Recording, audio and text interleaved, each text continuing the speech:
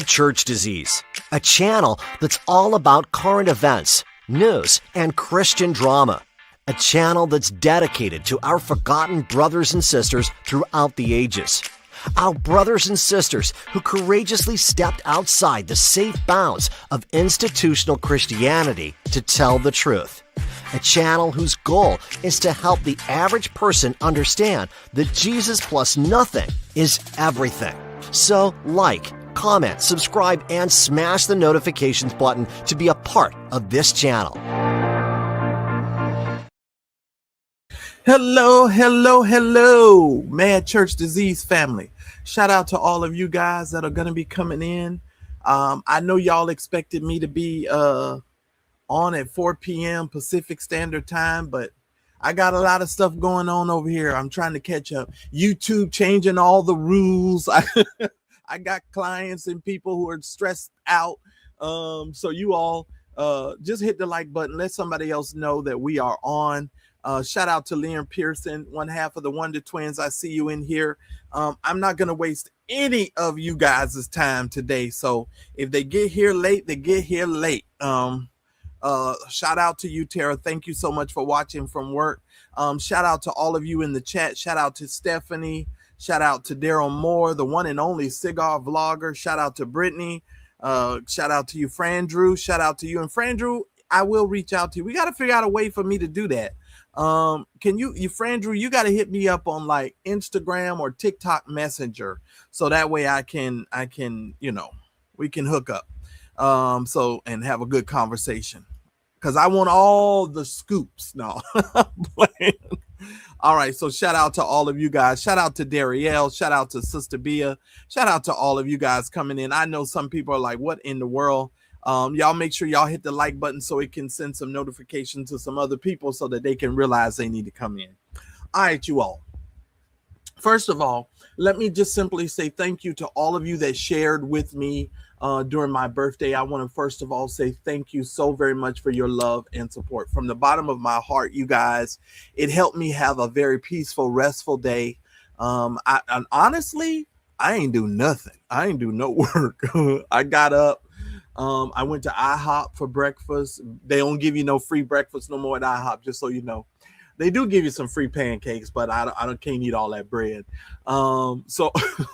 So I went to IHOP, met a nice brother and sister sitting at the IHOP, had a wonderful conversation with them because we have a lot of hidden gems restaurants here in Ontario.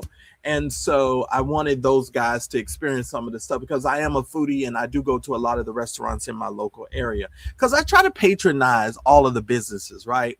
So had a great time, just resting, relaxing. I did go have some barbecue, and if you missed that post, you need to go over there on the community wall. I shared with you guys my barbecue feast that I had. It was a wonderful barbecue feast.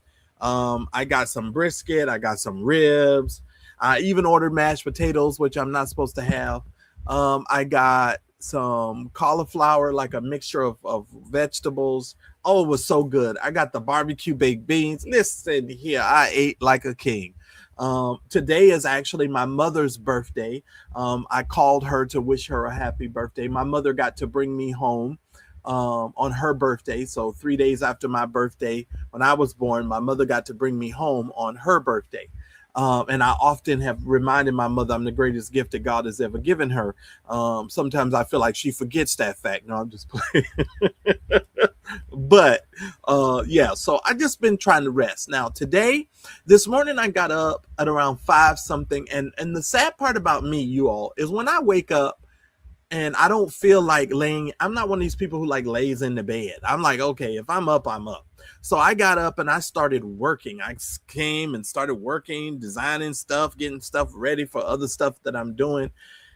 And shoot, by the time 8 o'clock came, 9 o'clock, I'd already gone downstairs and cooked breakfast and stuff. And then I came back upstairs. I was like, wait a minute, I think I'm kind of tired. I was like, wait a minute, I'm doing a little too much here. So I said, let me go lay my butt right on back down. And that's what I did. Because, you know, I'm just not trying to push myself anymore. I'm just really not trying to do that. I'm just not. I just have to do it when I feel it, when you know what I'm saying, I do. Hey, Opal. Hey, Beautiful Ashes. Thank you guys for coming on in. Shout out to the 82 of you all that are here. Y'all, please make sure y'all hit the like button. So, it is what it is, right?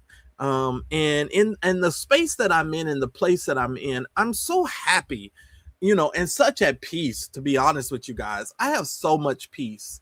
Let me grease up the lips, because y'all know I can't. I don't want to be online. But I'm in a good spot. You know what I'm saying? Not everything isn't perfect. I'm not where I want to be, but I don't, right now I'm cool.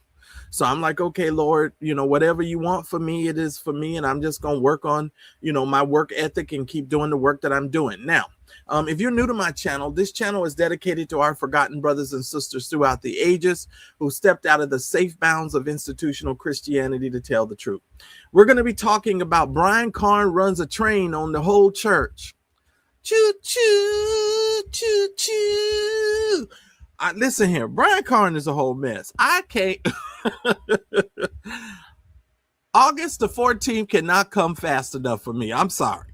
Listen, people say, you want him to go to jail? Yes. Why do I want him to go to jail? So he can go somewhere and sit down and start thinking about how stupid he is. I'm just saying. Renee Glenn is calling folks out, talking about, if you only got 10 members in your church, you can't be no apostle. I'm just, it's amazing to me how this whole rank system with church folks is. Church folks really believe in this hierarchical structure. Oh, but in this Harley church system, we're going to talk about it. Also, there was a bishop whose wife is now being booted out because the bishop died, and the church, I guess she had took over the church. And I guess they don't want to have nothing to do with her. So I guess they went to court to file some sort of injunction or something on her. We're going to talk about that too, because I told you guys, these people are doing business. While you sitting there wondering around talking about Halo Mosha, a victory is mine, everybody else is going to the bank and they doing business. Okay. So yeah, but I spent the last couple of days sort of resting, trying to get myself back together, but doing a little bit of work too. My sleep pattern is a little off right now. Because I normally wake up about 8 o'clock my time, and then that way I'll go downstairs and have breakfast by 9 and then come back up at around 10 with my cup of coffee. And then I go live every morning, but I keep waking up around 5, 4, and I'm just like, man. And I'm just not a lazy person. Like if I wake up, I get up, I start working. That's just me. So I was like, oh man, I don't know how this is going to work for this 10 a.m. But I'm trying to get back to our 10 a.m. schedule, you guys. Y'all pray for me that we can get back to that. Now, if you're new to the channel and you want to keep up with all things Madchurchdisease, ladies and gentlemen, you can do so by subscribing to our email newsletter. This will keep you up to date on all things Madchurchdisease, okay? There'll be a link, a digital learn deals link down in the description of this video if you come by and watch the replay, and it will be available for you there, or one of the moderators will put it in the chat for you. Now, if you are a supporter of my channel, you guys know we are a community supported channel. And let me tell you something before I put up this screenshot. YouTube done changed all the rules. Have y'all heard? Have y'all heard?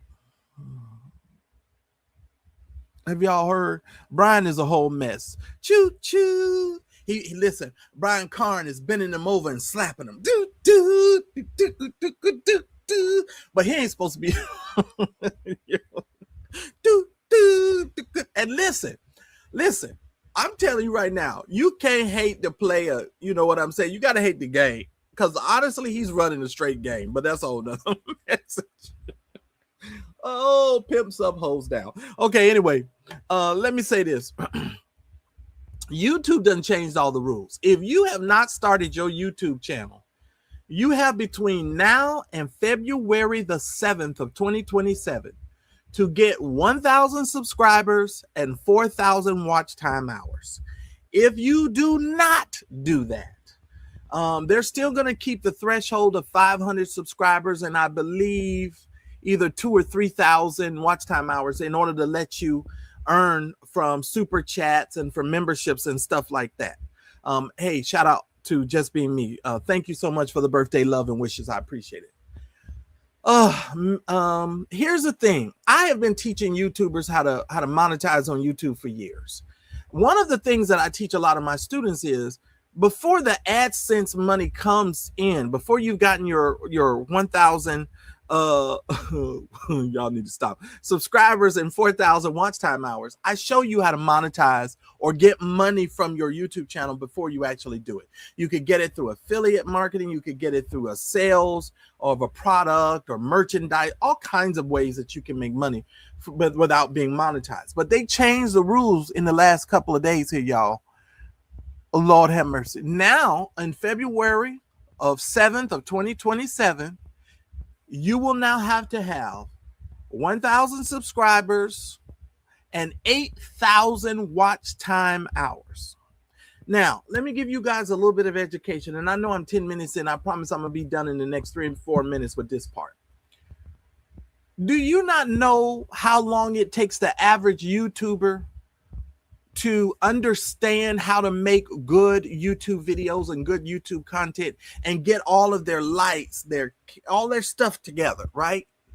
Do you know the average statistical data says on YouTube, in order for a YouTuber to just figure out what the heck they're doing, most YouTubers, just to figure it out, it takes them 100 videos just to know what they're doing.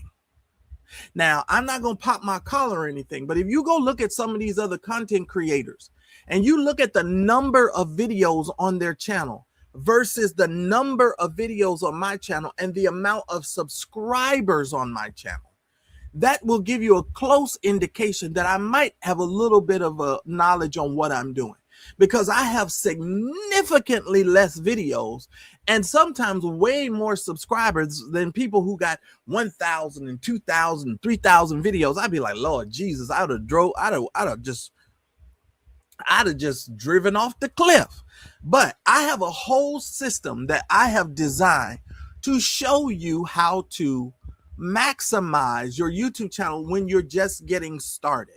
If you have a YouTube channel, I'm gonna give you guys some game. Maybe I should do this on another live. Y'all, listen. It takes an average YouTuber 6 months to get all of the watch time hours and their 1,000 subscribers if they are consistent, right? If you are consistent, you can typically do it in about 6 months. I can show you, if you work hard and you do what I tell you to do. I have a whole course that I sell. You can literally do that in cut that in half, about 90 days. About 90 days, maybe, I'll give you 4 months. Okay, so you shave off about 2 months from that whole time frame. But I've been teaching this stuff for so long, and I'm going to continue to teach it. Now I'm just going to have to show, I'm going to have a 8,000 watch time hour kind of deal where I show you how to accumulate more watch time hours. Okay, because believe it or not, if you have one video that gets maybe, let's say 10, 20, 30,000 views, that one video can catapult you in with your watch time hours, and the only thing that you're worried about then is your subscribers, right? And so there's a whole lot of there's a science to this, is what I'm trying to say. And I learned it, and I pay a lot of money. I paid a lot of money to learn how to teach this stuff so that I could help my folks and you guys learn what to do when you want to do it. There was a lady who took my StreamYard class.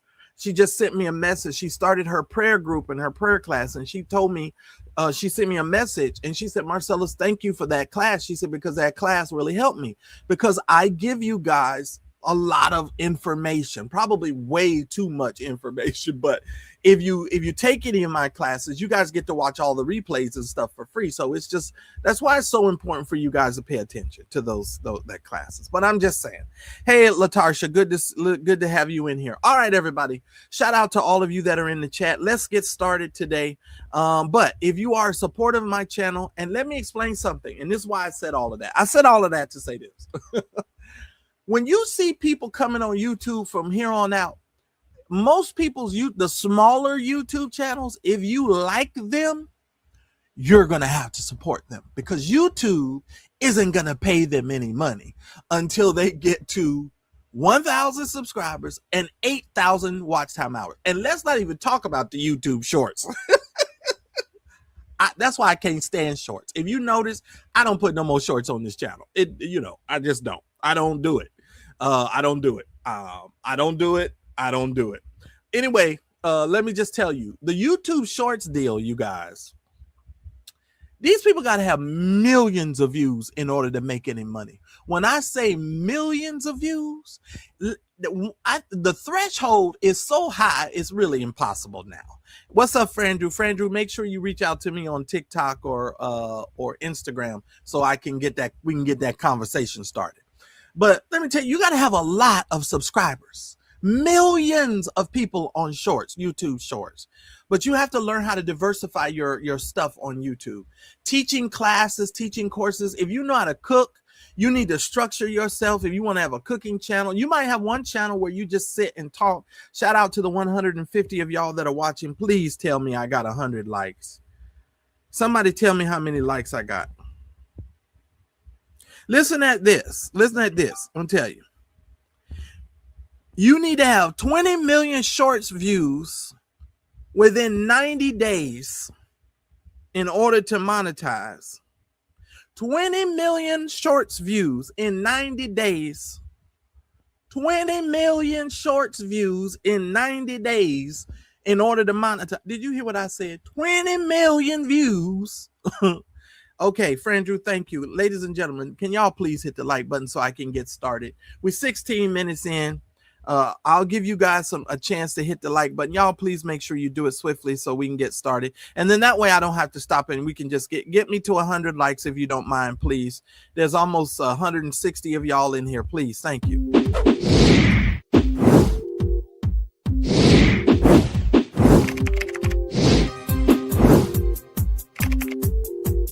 Madchurchdisease, a channel that's all about current events, news, and Christian drama. A channel that's dedicated to our forgotten brothers and sisters throughout the ages. Our brothers and sisters who courageously stepped outside the safe bounds of institutional Christianity to tell the truth. A channel whose goal is to help the average person understand that Jesus plus nothing is everything. So, like, comment, subscribe, and smash the notifications button to be a part of this channel. All right, everybody, y'all make sure y'all hit the like button. I'm just waiting for us to get to our 100 likes, please. Thank y'all so much. Thank you, Miss Ward. Thank you so much.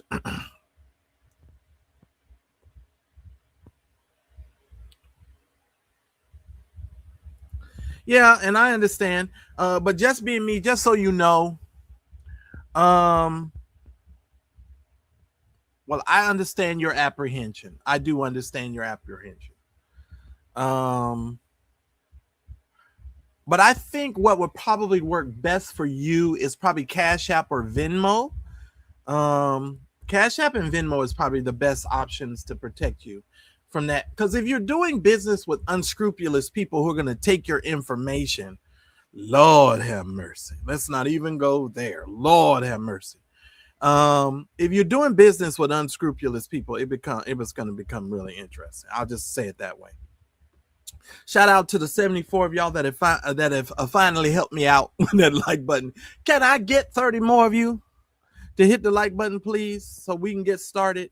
We almost got 200 of you all here now. Let's please hit the like button.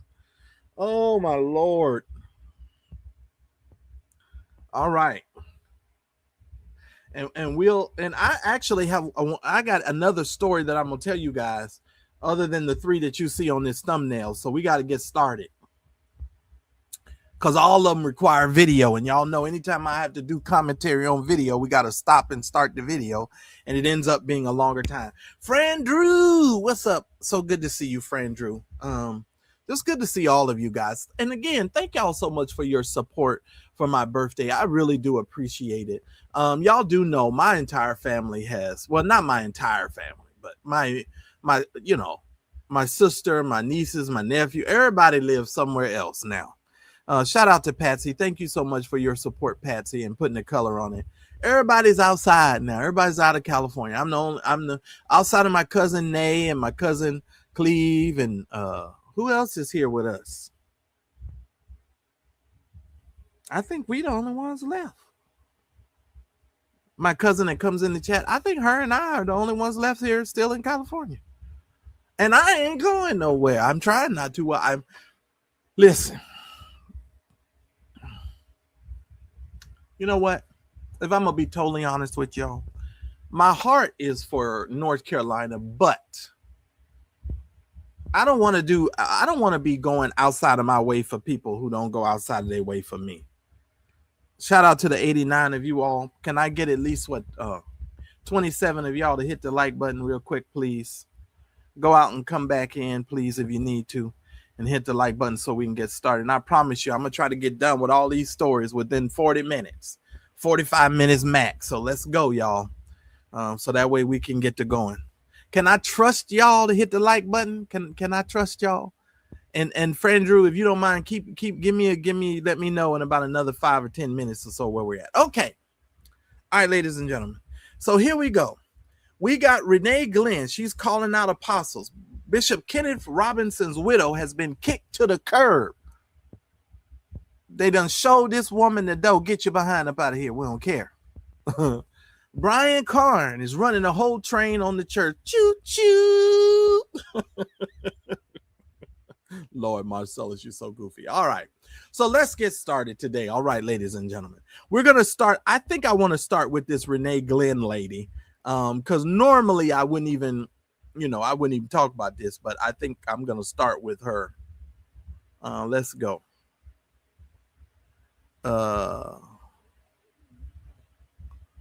Let me see which one is her. Which one is her?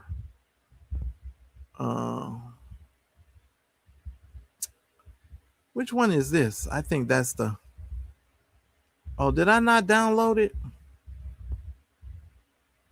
Oh, Marcellus. I be moving too darn fast. That's her. That's Brian. Okay, so maybe we're not going to start with that story. Okay, so let me start here. So the lady that you see at the top of your screen, her name is Renee Glenn, because this ain't even going to take me that long. First of all, we don't know where she came from. That's the first problem. She is one of these women who is supposed to be a 40-something-year-old virgin.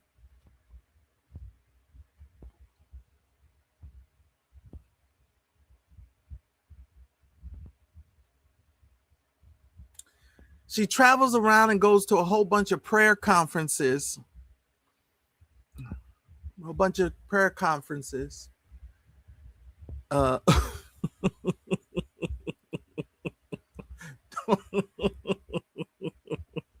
Stop it.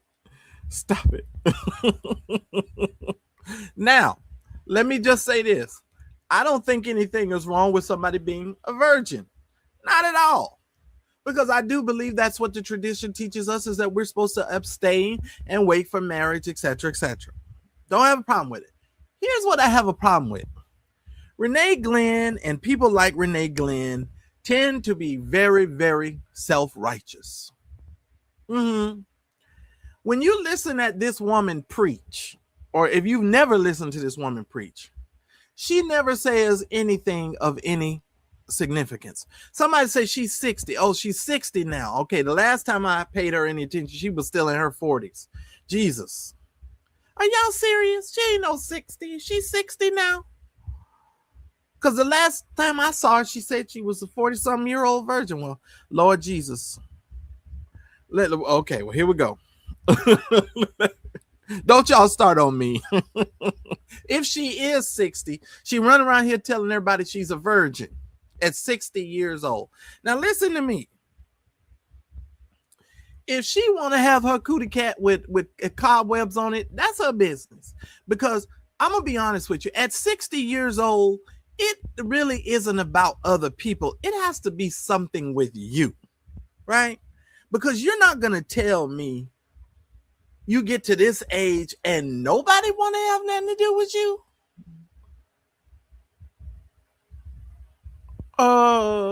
You understand what I'm saying? Something is a little off there. And listen to me.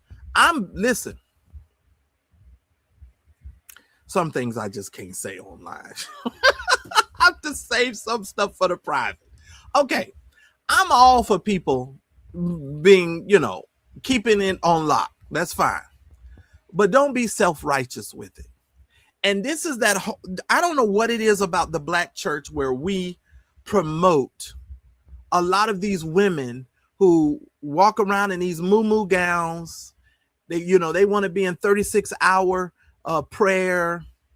They show up to church looking like a mop with tennis shoes on, because this is a very good picture of her that I put up, because this is when she went to get some glamour shots, and I try to make everybody look good, on their little photographs and stuff.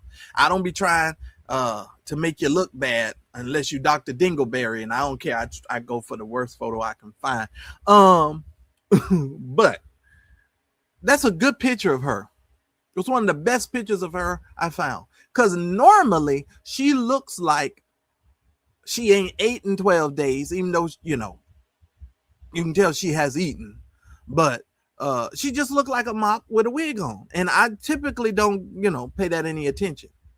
But she's calling out people or so-called pastors or apostles who have 10 members, or they don't have a lot of members and they're calling themselves apostles. Here's what I want to say to this.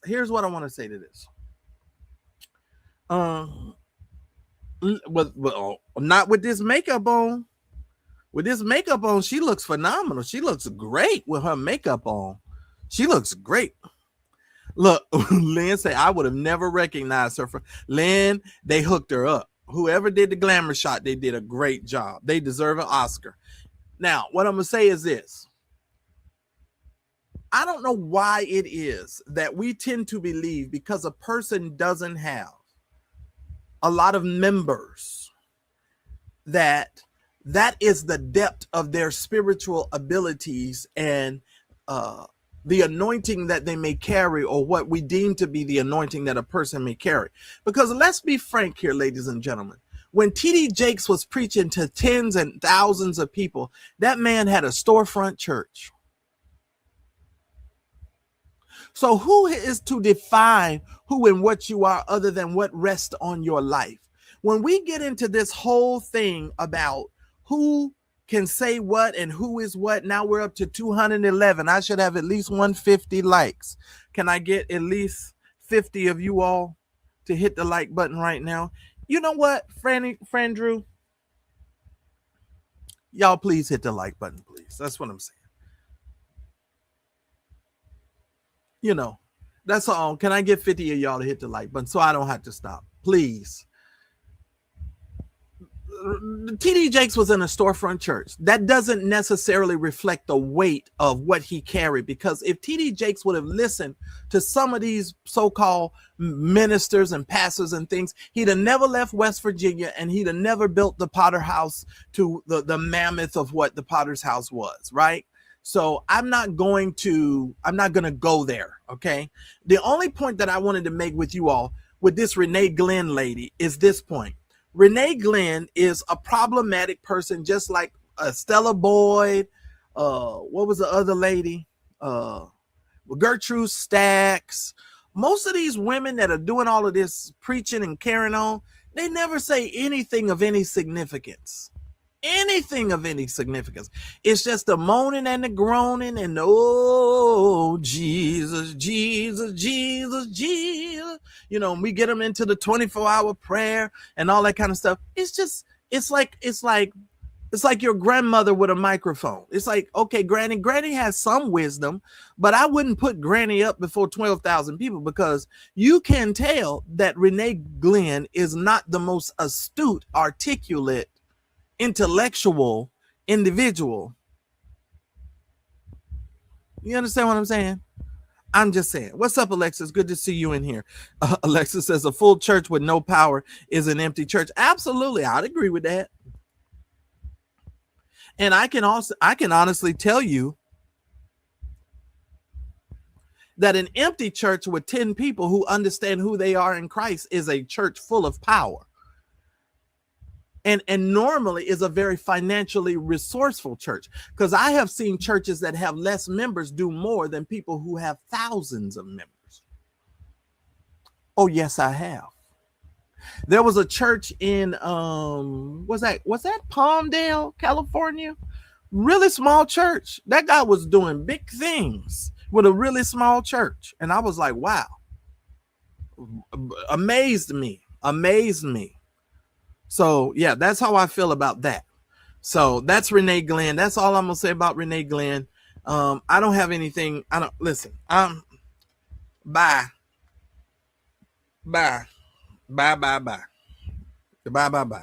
Because these people will drive you crazy if you let them. And I'm determined not to let church folk drive me crazy. Let's go on into Bishop Robinson. So apparently, shout out to our friends over at the Joy 105. Apparently, his widow is now facing backlash because they want her upside out of the church. To not only celebrate the Lord, but we're here today because Bishop Kenneth L. Robinson lived. He lived and he loved real big. I just thank God that I had the privilege to stand as. Now, if you're reading these comments, one of the comments that they have in here is, what do the bylaws say, right? Because, I told y'all having church, everybody else is doing business. Let's back this up a bit. Let's back it up. Okay, so they got a problem with the woman. They're trying to get an injunction on her. Look what this says. What do the bylaws say that will tell you who is right and who is wrong?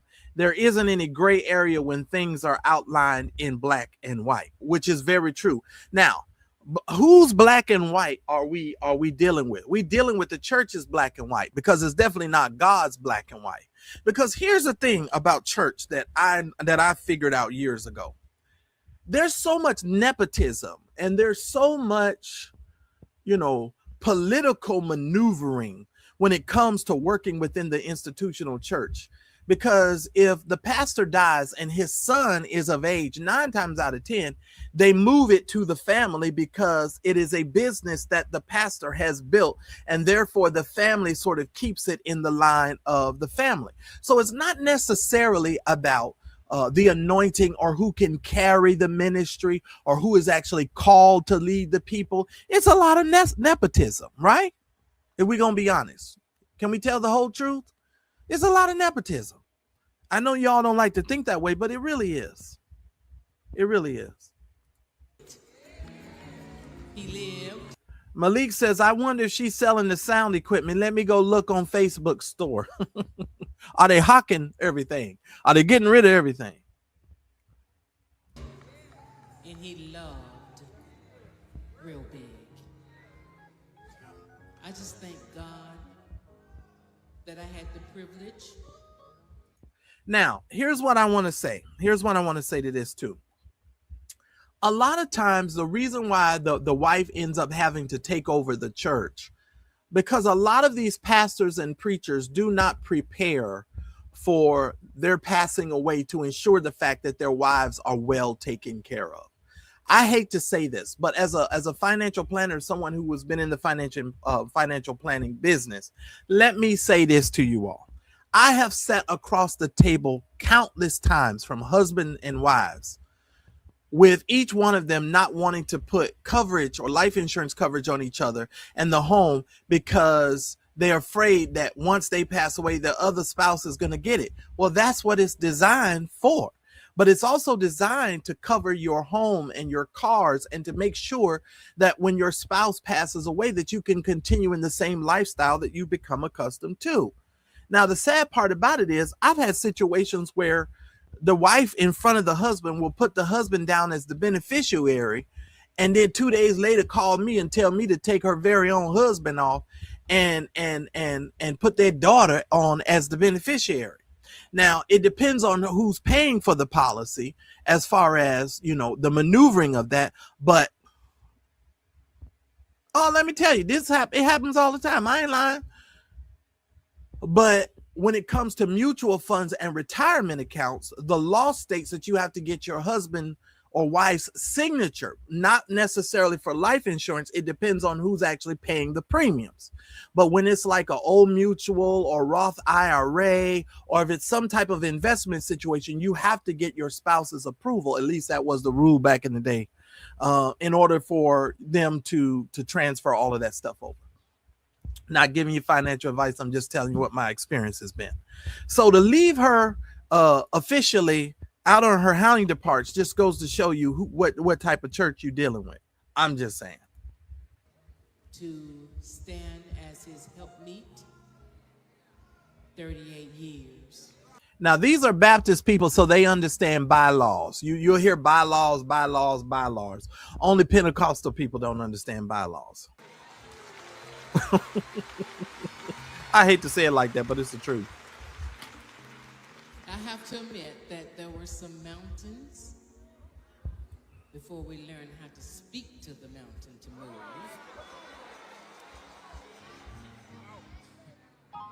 There were some mountains that we climbed. We grew together and we loved together. I just thank God that now, according to Joy 105, I'm sorry. This man, Bishop Robinson, had led this church for decades, and now his wife is almost about to get the boot. So the bottom line is they don't want her as the leader, and they want to get rid of her. Now, ladies, let me just say this: as if you are a first lady, if you are, well, let me just say this: if you're a leader in the church, and your husband doesn't have a succession plan in place and bylaws that stipulate that you are to cover the ministry or take over the ministry or whatever, and he doesn't have a financial plan. Now, let me tell you,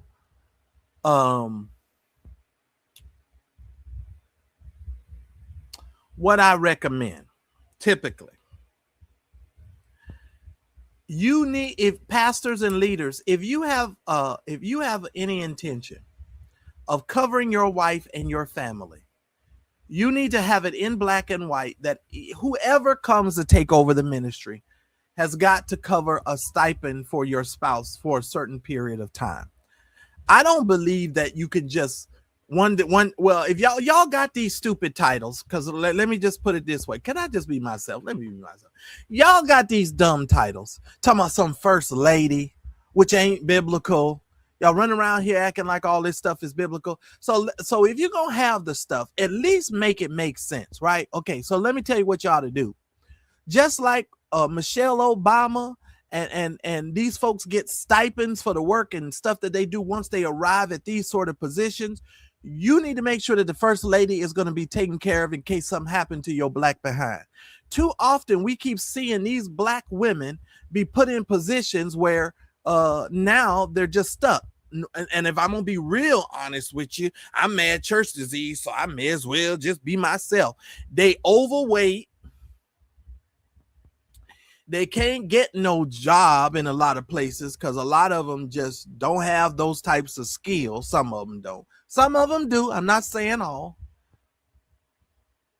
By the time they done built up the ministry, you know, her feet look like she baking bread in her shoe. She's a wobble walker. You know how they walk. Oompa loompa oopity doo. You know, she's not walking. She oompa loompa oompity doo. You understand what I'm saying?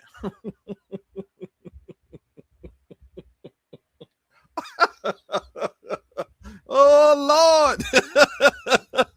I'm sorry, y'all know I have a moment. Y'all know I'm goofy. But they're not in a position to take care of themselves. We have seen this so often in the last several years.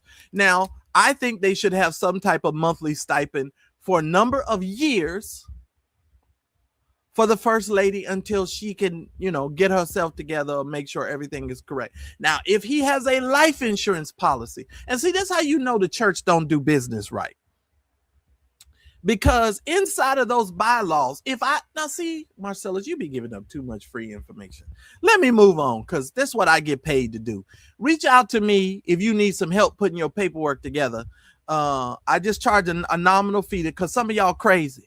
Some of y'all crazy because there are certain things that you could put inside of your paperwork. Thank you, Danette. That can signify what the first lady is going to have and how, you know, within the church structure, because it is a business. Okay, let me go on. So first lady is about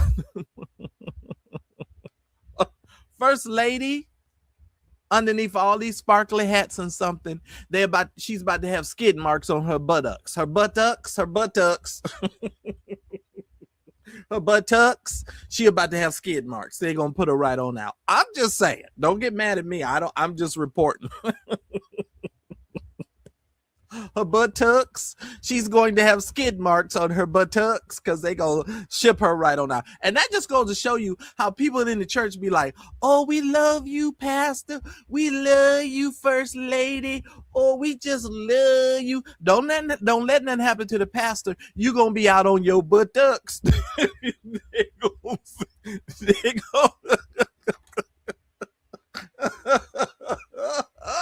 They don't care nothing about your hats and your St. John. You're gonna be out on your buttocks. They gonna send you right on. And that's why so many preachers try to raise as much money as they can and get as much money as they can from the people as fast as they can, because they don't want to go through the stuff with the long haul and structure stuff financially. But they should be having some financial classes. I don't know what kind of church these people be in. It's kind of weird to me anyway. I think so. That's just me. So she's out on her buttocks. Now let's talk about this idiot for a second. Marvin L. Winans. He says, go borrow the $1,000. So a lot of people use the scriptures, but because they don't understand it, they don't cut it right. No, we cut it right. We cut it just as well as those people snatched your pants off of you at that gas station over there in Detroit when they robbed your black behind. You know how they cut your pants? So your pants was hanging up off of you and stuff, and you was looking like a whole fool. We cut it right, sir. We cut it right.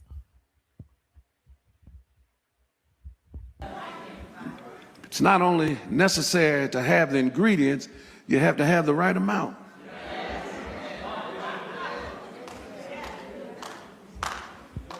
I know we don't cook anymore, but now this is what they do. They talk a lot of stuff that has nothing to do with the sermon, and then they gradually hit you over the head. Watch what's happening. You watch this, Gina. Get ready for this, Gina. Watch this. Rightly dividing. You hear more nonsense on the internet from people that sound so confident that they got it right. This is the reason you need to learn. Now wait for it. I don't have $1,000. You got neighbors. Bottom line, he wants another $1,000.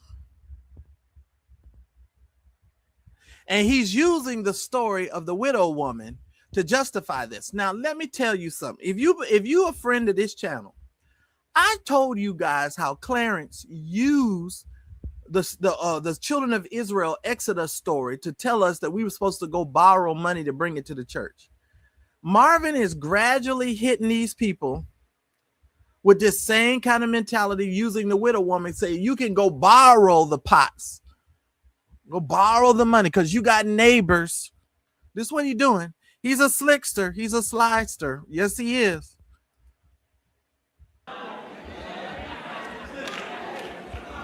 I don't have a lot of. You got neighbors. Get up and go ask.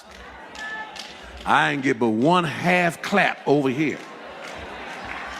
Because we don't want to obey what the prophet is telling us.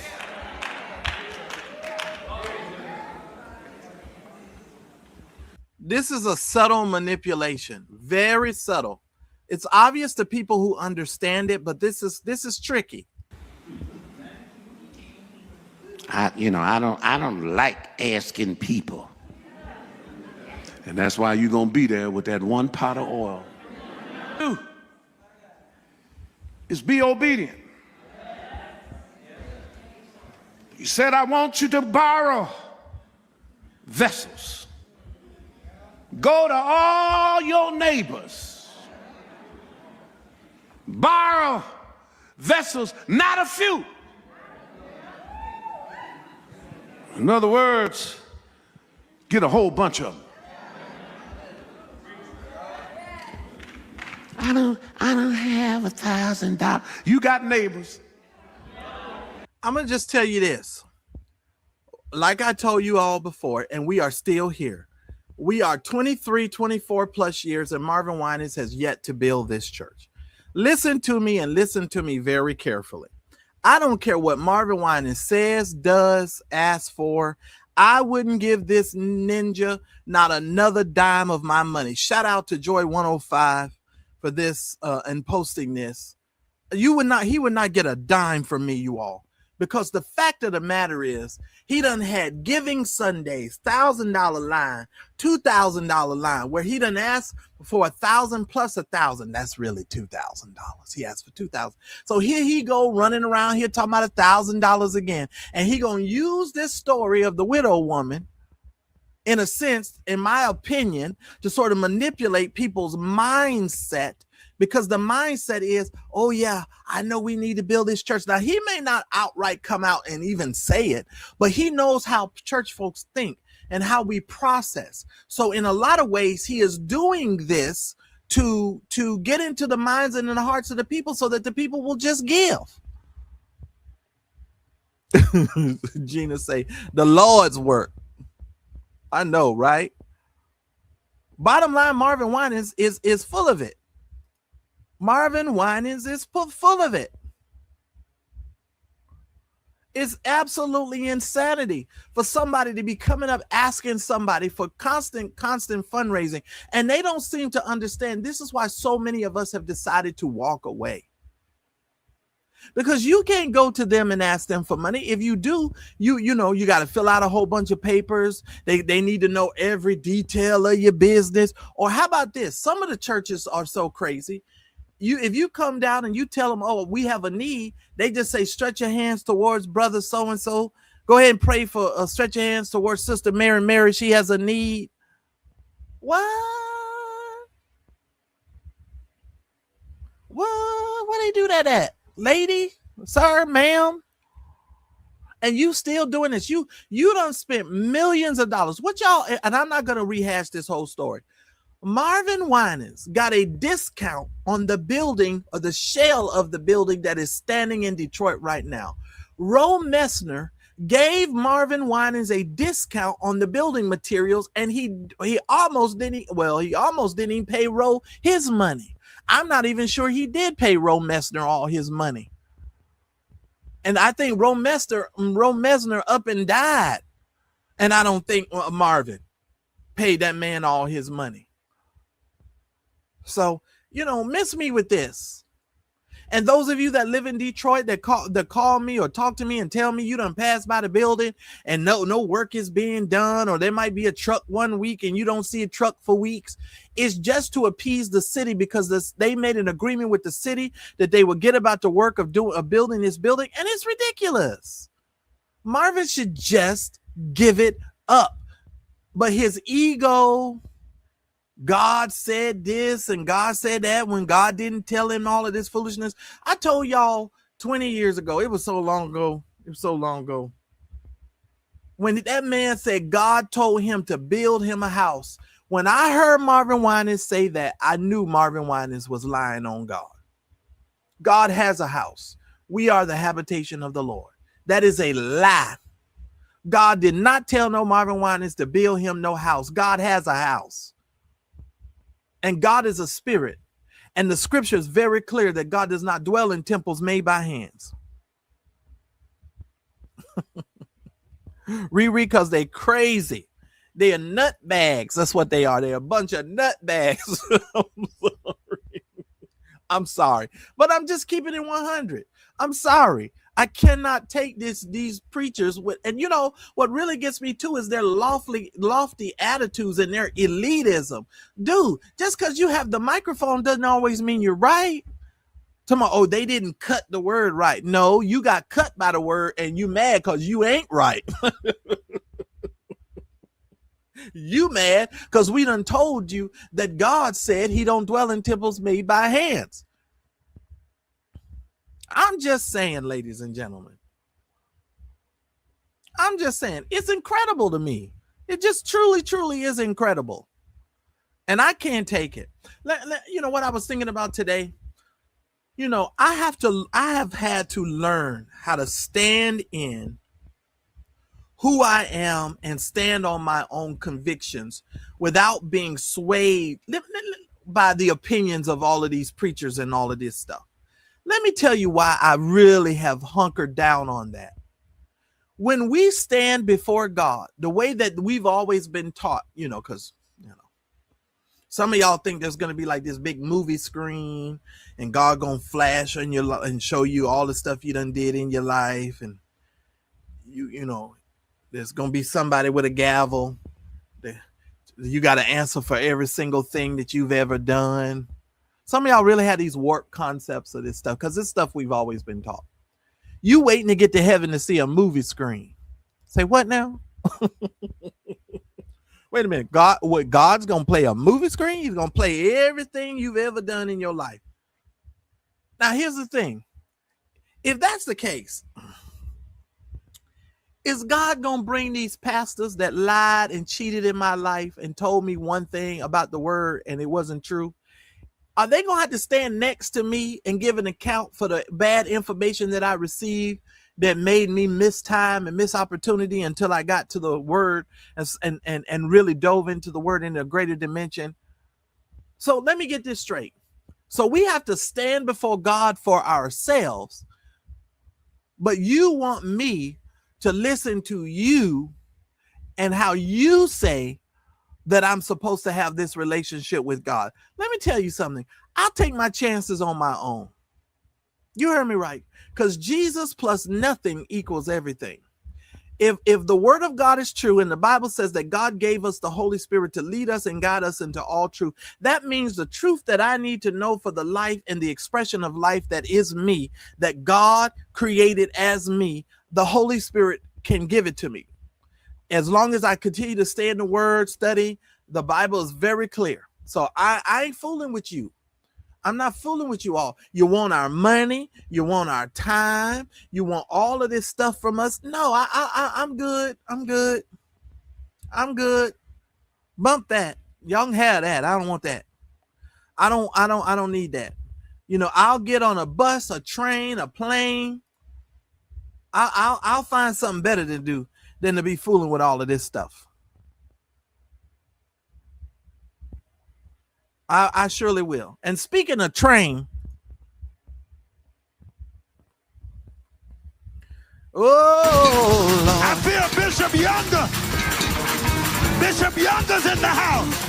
I think we need to do a train. I'm going to do a train, y'all. Come on. Brian Carn, real quick, before you go off to jail, I have a couple questions. Before you head on off to the big house, to the federal penitentiary. Oh Lord, if it be thy will. Please, Sir Jesus. So we can have about a 9-month reprieve of having to deal with this idiot. Okay, Lord. Brian Carn, haven't you run enough trains already with them young ladies over there in your church? Them women said that y'all was doing threesomes. Brian Carn, haven't you done enough trains already? Now you want to go over here and do this. Now, let me tell you what this is and what I feel like this is. One of the reasons why he's having church like this is because it gets people worked up. And guess what happens when church folk, black people, get worked up like this? Y'all give more money. Ooh, did I say it out loud? I did. Do y'all not know when folks get y'all in a good mood like this and stuff like this? Y'all get to dancing and hooking and bucking and your pocketbook gets open? Oh, yes, indeed. You get more money when you're doing this stuff.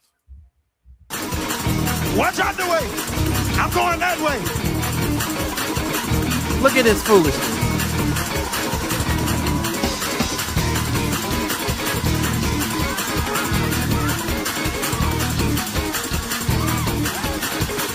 Now, there's a lady that's going to come into frame here in a minute. I don't know if she was shouting or humping the air or having sex with the air, but everybody noticed it. And some other gospel artists and some other people made some comment about it. I ain't going to post their comments because that would be a little messy. I don't want to be a little messy. But watch the lady who comes into frame here. Watch, check her out.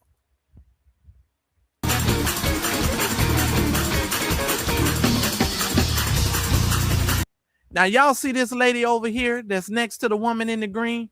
Watch how she ease on out there. But look at how she's acting. This is supposed to be her shout. Now, I don't know. Now, I'm going to be real frank with you. She could be Caribbean. And I do love me some Caribbean. Yeah, they know how to move. So just let me say she could be Caribbean. Or she could be somewhere from Africa, somewhere, from the home motherland. She could be, channeling the motherland spirit. She could be. She could be. But I'm just saying here. Look at that. Go on and hump, lady. That's right. Work that back. Work it, lady.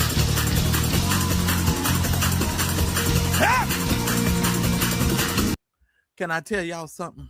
Y'all know Lexi Allen, the gospel artist? Somebody posted this on Instagram, and Lexi put in the comment section, I cannot make this up. It was hilarious, because I think I even commented on myself. Lexi said, that lady is channeling the spirit of the house. And when she put it in the comment section, and some of the people in the comments got it, and some people was like, huh? But Lexi said this lady is channeling the spirit of the house.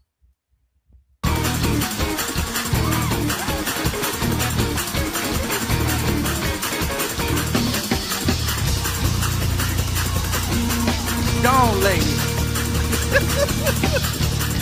See, here, first of all, why you running trains in the church, first of all? That has nothing to do with the Holy Spirit. This is all performative. This is all to get the people excited so they'll just give you more money. I told y'all before he goes into jail, he gonna raise a ton of money. He has been he just been on a touring money grabbing kind of situation. That's all I'm gonna say as far as that's concerned. That's it. That's all I'm gonna say on that. But he goes and he runs a train throughout the whole church.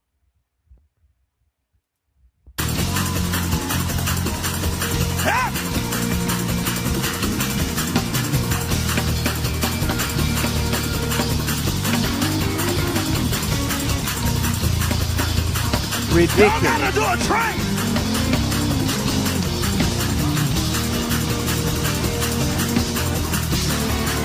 Hey! Y'all tired? And he'll never. I want to tell you, most of you don't get any exercise until you do this anyway.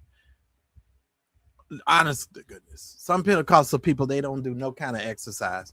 So this is the most exercise some of these people are going to get a week. And some of these people, as soon as they get out of this church, they go into the Golden Corral and they're going to eat and then they're going straight to sleep. I'm just saying. This is the little bit of workout they got is not going to do them any good. I shut down because I don't know how to chill.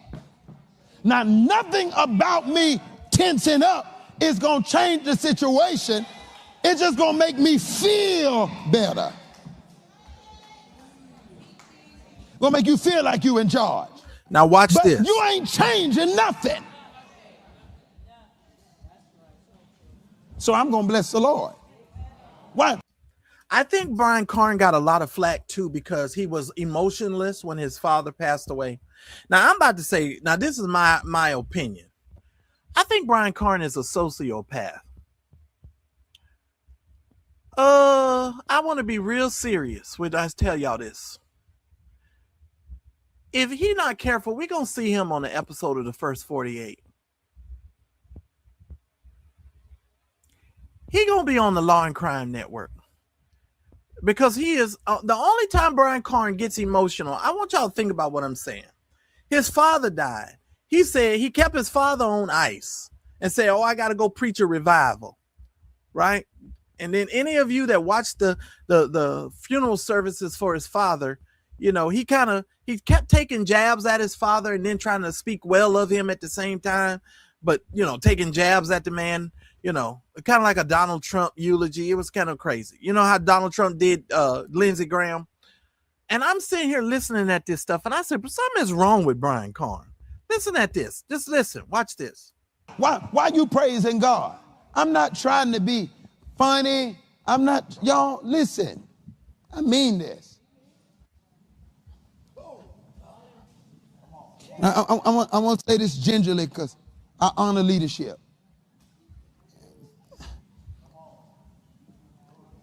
Y'all, listen to me. There is a time to cry. That's Bible. It's a time to laugh. Okay? A time to plant. Time to... That's Ecclesiastes chapter 3. Can you please go? This is why I hate when they do this. To pick up what's been planted. Amen. If I weep, if I cry, if I get sad, that's fine. But he told me, casting all, excuse me, I'm sorry. Now, I think he's saying all of this because he shows a lack of being remorseful about his father's passing. And one of the things that I noticed about Brian Carn, he talks so haphazardly about his father dying. If y'all remember when he made the announcement, he was like, well, my daddy died. Jesus said, let the dead bury the dead. I was like, oh, Lord. That's a little lack of emotion there. If that's the scripture, it is true. But Jesus loved his mother. Jesus loved his family. I'm not quite sure. It just seems very psychotic to me, the way Brian Carn responds to things, with his lack of emotion. It seems to me to be a little serial killerish. I'm sorry. I know y'all not going to like this. He seems very serial killerish to me. I think if Brian Carn did get a wife, she's not safe. She's not safe in that home. She's not safe in that home. Because I think Brian Carn eventually is going to crack up mentally. Because he's already showing signs of it to me. Because he has church brain, first of all. Brian Carn, sooner or later, is going to be trying to store the butter in his shoes. I kid you not. They're going to be like, I just went to the grocery store and we got some butter. Anybody seen the butter? Yeah, Brian back there, he done put it in his shoe. That's going to be Brian Carn. Y'all.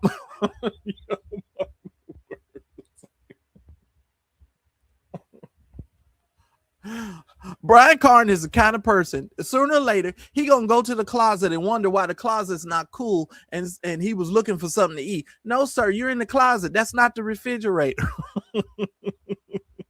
You standing in the closet, you nimb nut.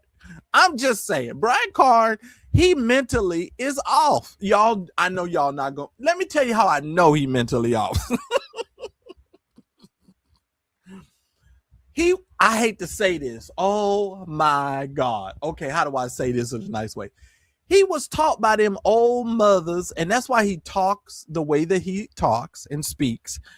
The mother Stacks and Estella Boyd, and he was pastored by a woman. First of all, when he grew up from a young man, he was pastored by a woman. That's why he says these silly things and does this. And I'm not saying all women are silly like that, but you could tell his pastor, whoever that woman was an anti-intellectual. She wasn't reading no books. She wasn't reading no books. You know, it was the hopscotch begosh Halo Mo Shy kind of thing going on over there. I'm just saying. Something is off with Brian Carn. Y'all may not see it now. Let me tell you. Let me tell you something. I'm gonna be real honest. This is how I feel. Y'all know over here on this channel, when I tell y'all something 9 times out of 10, it typically comes to pass. Just give this some time. What I'm telling you right now, give this some time. I don't know if I'm going to live to see it and be there with you, but you pay attention to what I'm saying to you. Brian Carn is going to be on the First 48, or he going to be on somebody's crime channel. Brian Carn is not wrapped too tight. He's not wrapped too tight. And you heard it here. There's nothing Brian Carn can say to make me think he's wrapped tight. He's just crazy. He crazy. And I meant what I said. And I'll add more to it before I take it back. And I meant every word of that. I really did, y'all. I ain't even trying to play. And I ain't even trying to be funny. I'm dead serious.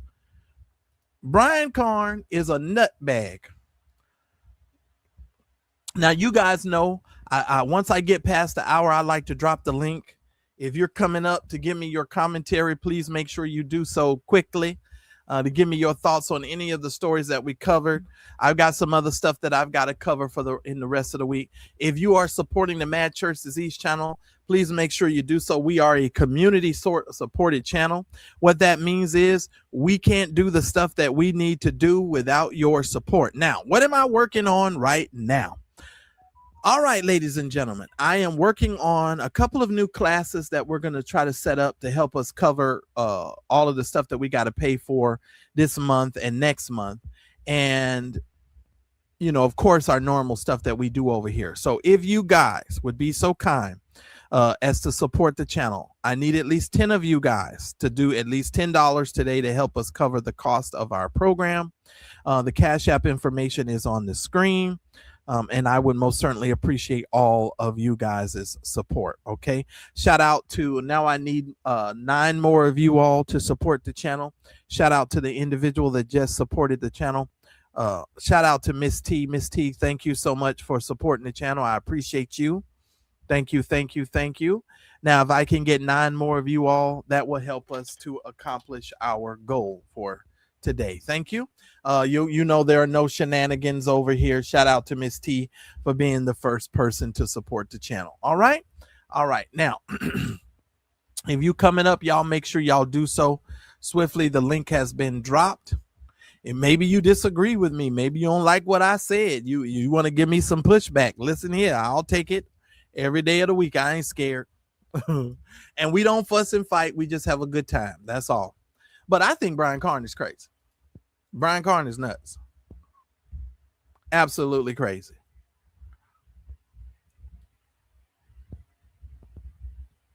Somebody said my screen is blurry. Now here, I'm going to tell you what's happening. It's not me. It has to be StreamYard, because I'm noticing that when I do these lives now, like, it's perfect on my end, but on you guys' end, it's not showing up right. And I noticed that. I have noticed it. I've noticed it. So what I think I'm going to do is I'm going to send StreamYard a link, because on my end, it's perfect. It's literally perfect. I don't know why this is on. Let me get rid of that. You know, on my end, it runs great.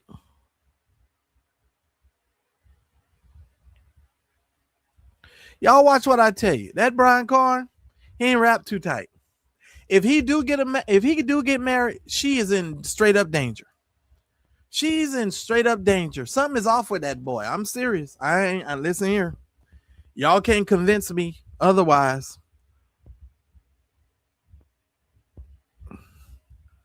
Y'all can't convince me otherwise. Something is wrong with Brian Carn. Let me go over here and pin this link. For those of you that are coming up, and you guys can talk about whatever it is that you want. I just give us the framework for how we're starting our conversation. So you can talk about any of the stories. in the context of what we're talking about. Somebody said not blurry on my end. You know what? It's weird because I've noticed on some of my lives it is blurry. It has been blurry. I've noticed that.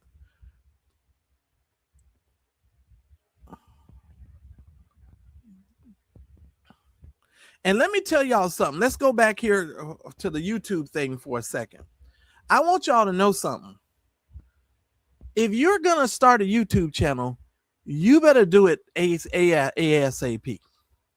Because where it used to take 6 months to a year to get monetized, it's now going to take you about a year to get monetized.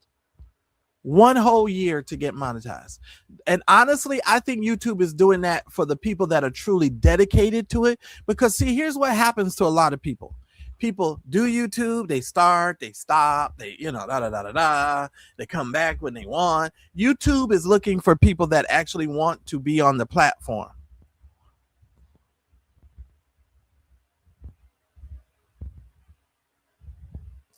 Listen here, Lynn. Whoever he gets with, she better sleep with one eye open. I don't trust Brian Carn at all. I do not trust Brian Carn at all. I mean that. I'm sorry, y'all. I mean that. I don't trust him at all. That's just how I feel. And these poor church ladies who don't understand, the church, they call you a first lady, but then people don't care nothing about you. They care about the pastor. You secondary. And honestly, they don't think nothing about them kids. They really don't think anything about the kids. The kids they really don't care nothing about the kids. And people need to understand that and get with the program. Because if not, you're going to get your feelings hurt. I see you in the back there, Jonathan. You just need to give your device permissions. Shout out to all of you that are watching. I appreciate you supporting the Madchurchdisease channel. Please make sure you hit the like button. I appreciate every single one of y'all. Make sure y'all hit the like button, please.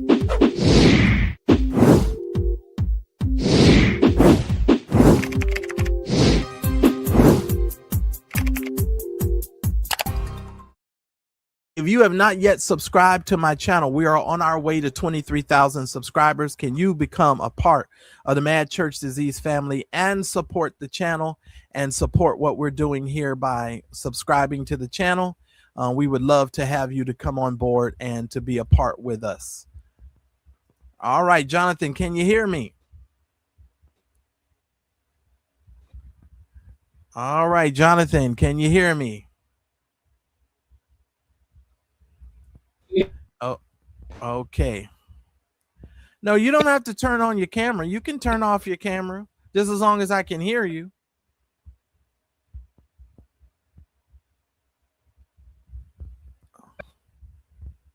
I can't hear you, Jonathan.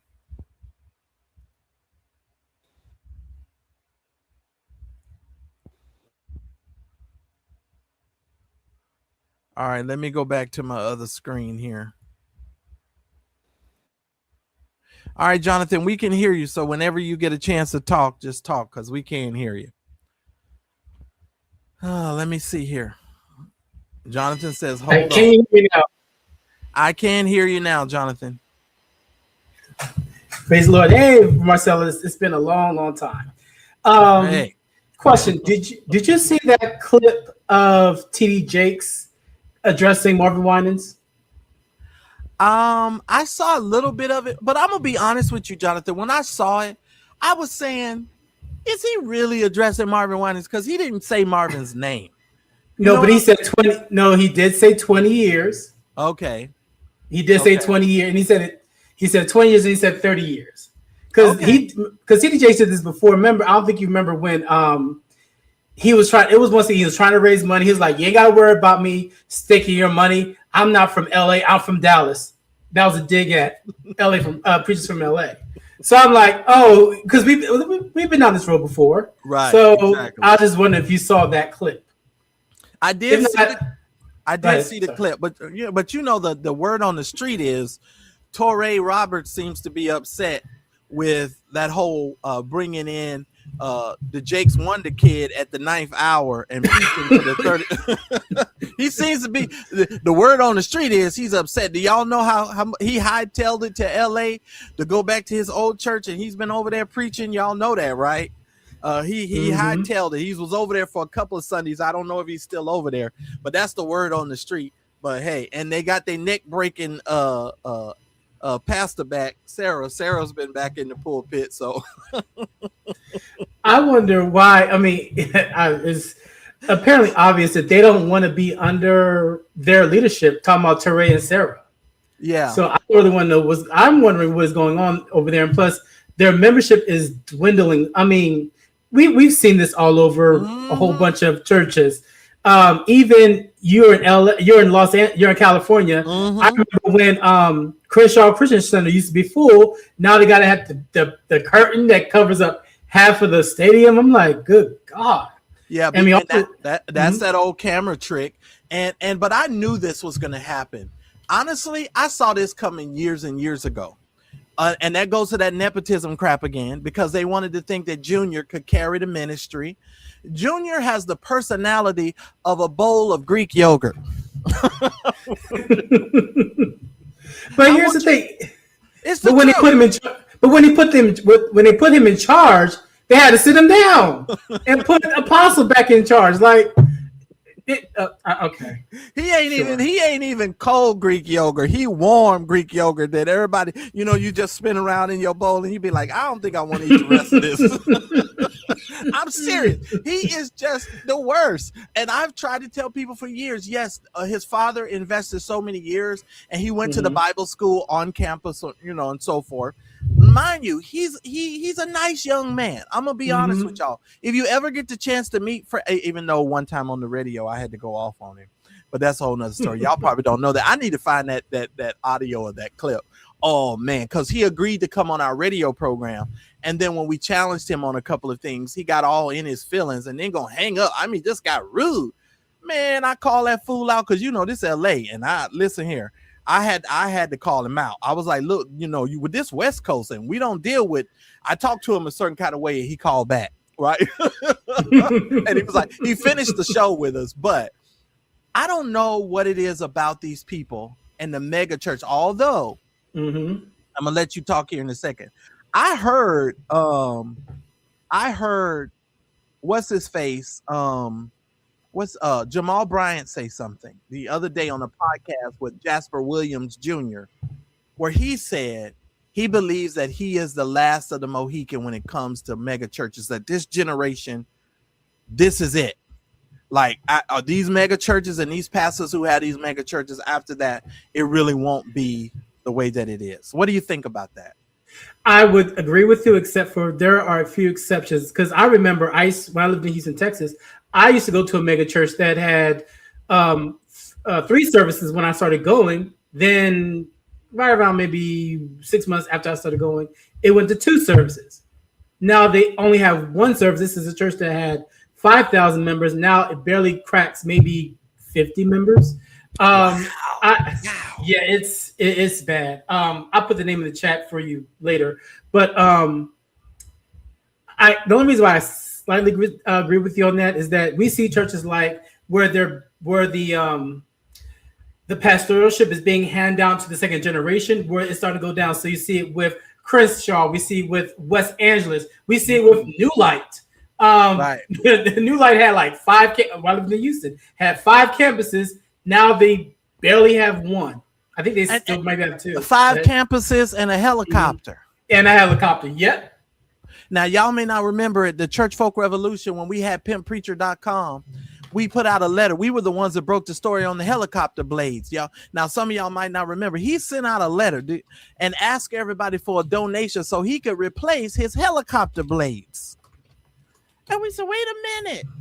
You making a request, sending out a mailer so people can help you replace your helicopter blades? Dude, if you can't replace your own blades, you don't need the helicopter.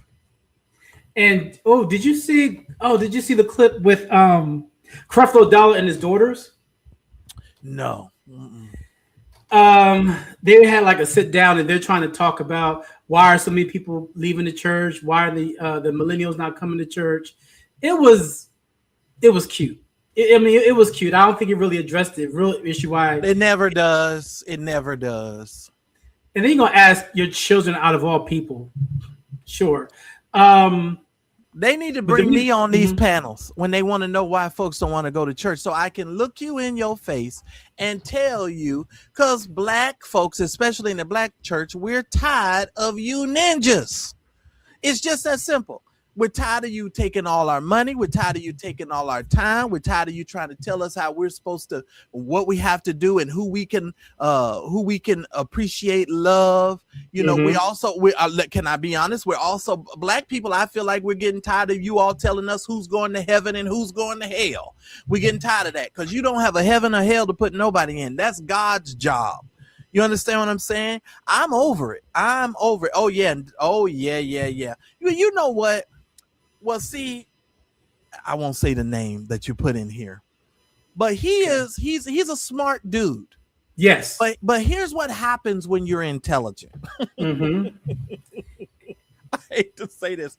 You stop believing all the bull of the institution, and you start becoming a little bit more what most people would define as inclusionist.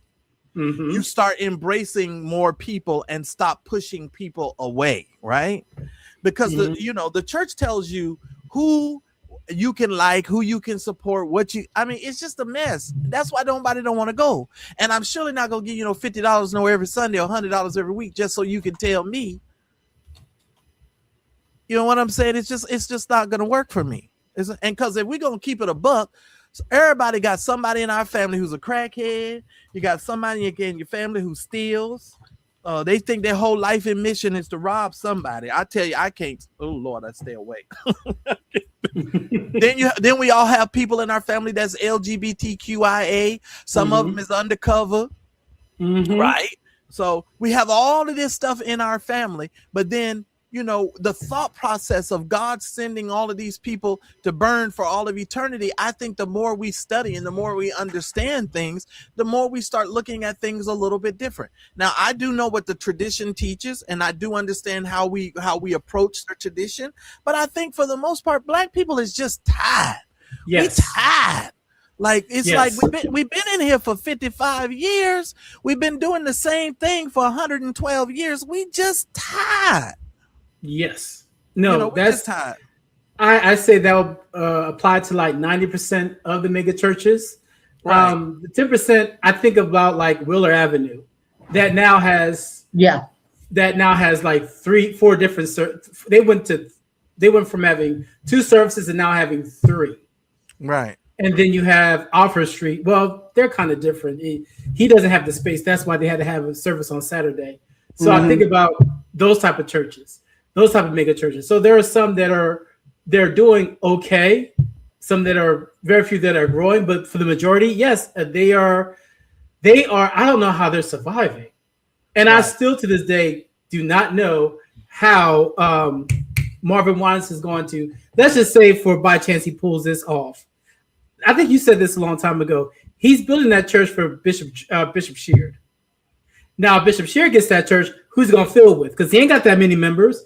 And most people go there for the Clark sisters anyway. So I know I should say that out loud, but that's my. Well, that's true because they want to go hear the echo. Hello. How you doing? They're going to hear that. They're going to hear the echo. I'm serious. It's just so silly. The whole thing is just so silly. And she's enormous talent. But my baby's Twinkie anyway. I don't care nothing about them Karen, Jackie. I don't care nothing about Dorinda. My baby is Twinkie. Yes, I said it. You heard me. I loves me some. See, I don't know why you gotta do that to Dorinda. I know I gotta do that to Dorinda. Dorinda's good, but now Jackie is trash. I do. Jackie is trash. Have you ever heard Jackie sing? She sounds like she's about to die. Oh my God! I speak of joy. The first time I ever heard that song was "Speak of Joy." So she's dying. The only song that Jackie has ever sung is I Got an Angel Looking for Me. Off of that Heart and Soul record, hearing Jackie sing that song, that's my song from Jackie now. Jackie can sing that song. She got her one song. Jackie has a solo album, and she had the nerve to say to submit it to the Grammys for consideration. People are like, wait, when did you do a solo album? She better, like Kurt Franklin, get you a whole bunch of singers, don't say nothing. And just put your name on it. Be name only. Look, listen here. Someone ask a question. What you say, Jackie? Y'all sing in the background. Yes, Lord. He never shot. You leave my Jackie alone. Jackie did the remix of Accept the Miracle, and that was good because it was low. So, did you hear that? No. Did you hear Favor? That song, Favor? I got good. Oh, there's a Kirk Carr is in that song, and he says, "Okay, Jackie, do your part." She said, "Look at me. Look at me. If you see what miracle is like, look at me. Look at me." No, I'm like, gonna tell you, listen, Jonathan, I saw a clip of, I think it was it Dorinda? Dorinda was trying to tell Jackie how to hit a note. They was in the recording studio. I don't know if y'all seen this clip. No, when I tell you, I fell out laughing. She tried to tell Jackie how to hit it. Jackie went back to the microphone and did her whoa, her Bobby Jones. I said, no, she didn't. I said, okay. Now let me tell you what gets me with the Dorinda. Dorinda is the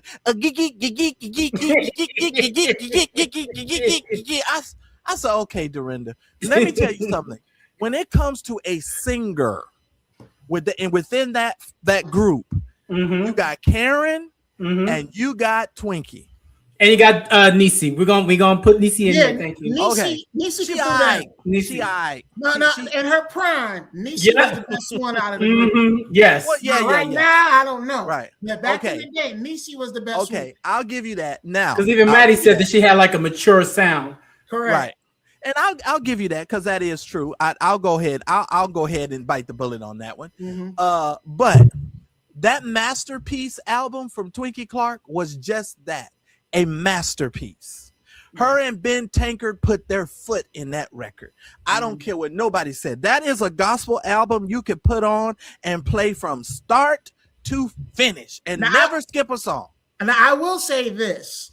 If Twinkie would have stayed at Howard and took those music classes with some accompaniments and orchestration, she will be competing with Richard Smallwood as one of the best, like, signature gospel artists. Because that first album she did, like 45 years ago, when she was playing around with some of the acoustics, like listen to Power.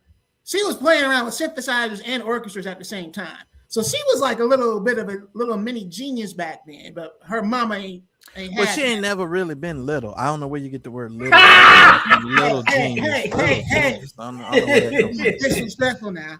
But what's going on, y'all? I'm just saying, I love her, but she ain't never been little. Just like Kiki. I'm gonna need Kiki to understand something. Now, for real, she too young to be wearing them moo dresses that she had. I saw her the other day. But she has to wear what's appropriate for her. She's not. She in her head. She thinks she's Tasha. You know, you're not Tasha. Tasha got her gastric bypass. Did what she ever needed to do. She done crossed over. Got Nicki Minaj. She did what she had to do.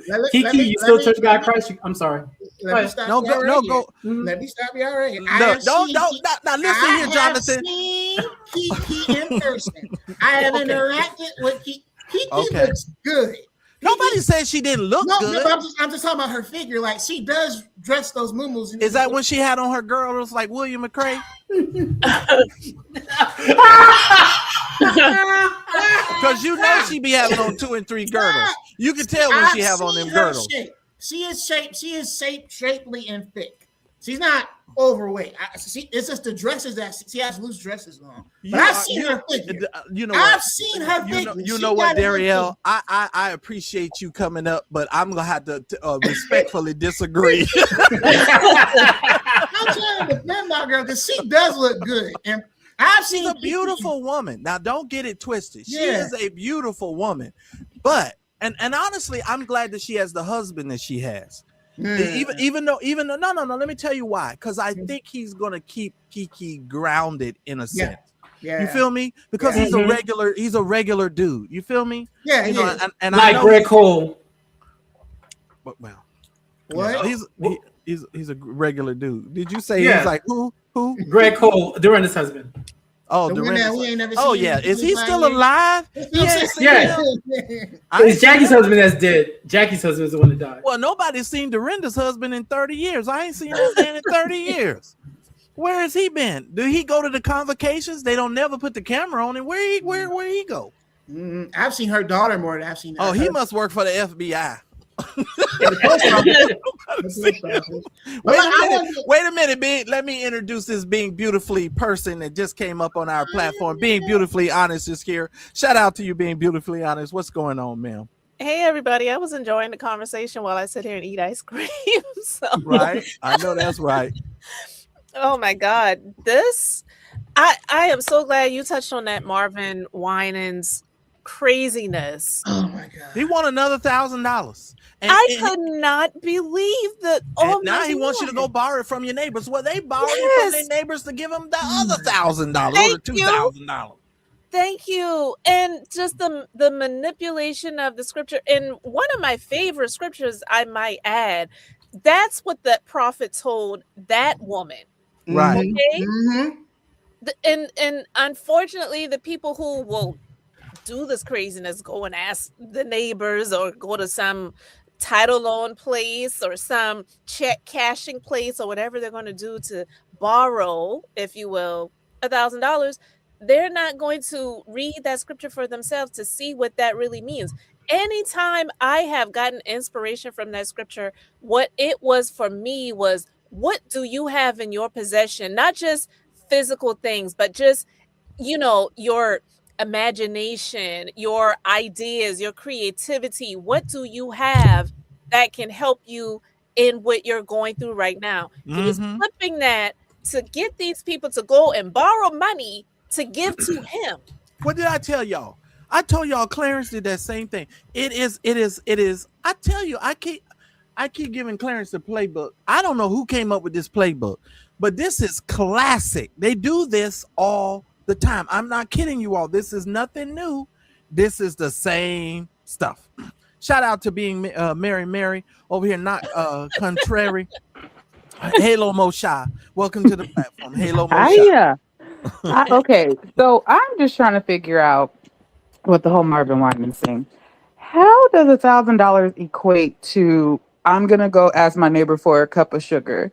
Because if I'm making my Kool-Aid, let's be for real. I'm making my Kool-Aid. I get to enjoy that beverage on a nice hot summer day.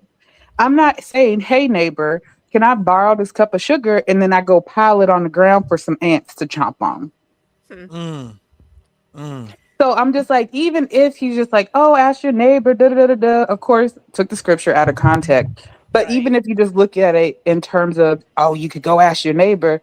Yeah, if I'm going to ask my neighbor for something, I'm going to say, hey, neighbor, what you got on my light bill? Can you help me out? I'm $50 short on my light bill. But what I'm not going to do is say, hey, what you got towards this $1,000 I got to give the pastor who's been trying to build a church for 20 years.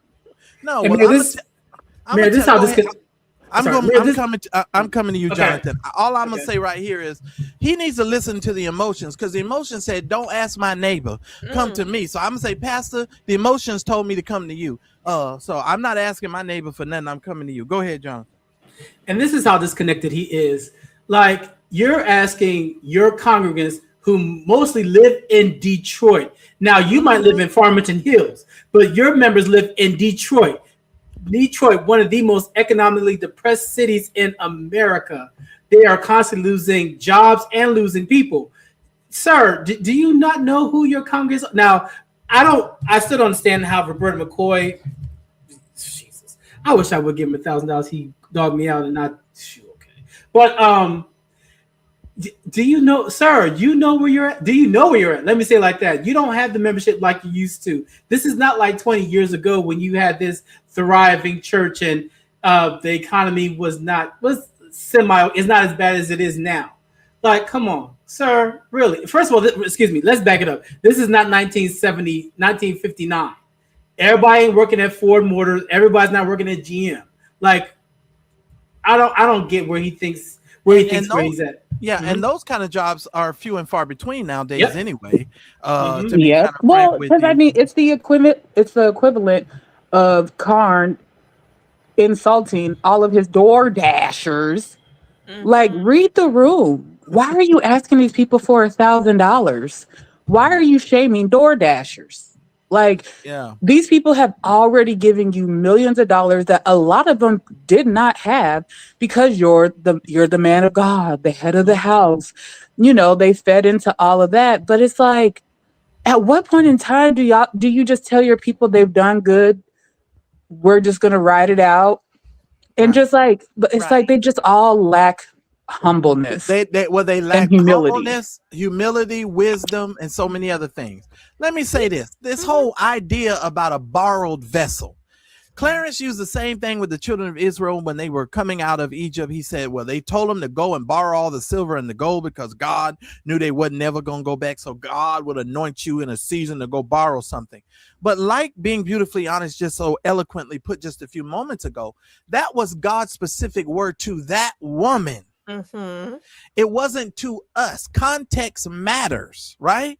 God didn't tell you. And first of all, if you had some pots and went to your neighbor and asked for all of their granola oil and peanut oil, they look at you crazy anyway. You understand what I'm saying? So these examples that we're talking about, for real, like for real. You know, these examples that we're talking about don't even fit the context in which we live today. So it's just so stupid. So you trying to use a biblical example to justify you asking me to give you money, to me is borderline.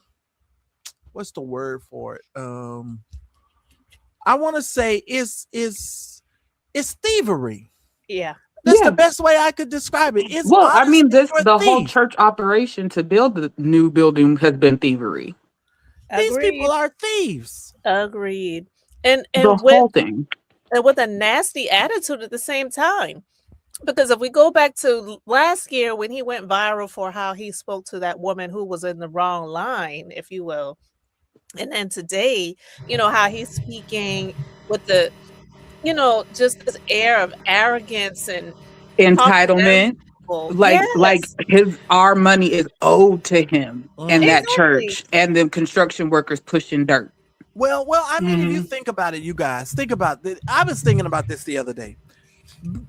These pastors almost have the perfect system in a way, because who's gonna, if the pastor says God called me and God wants your money and I work for God and you got to give it to me, that is the perfect system.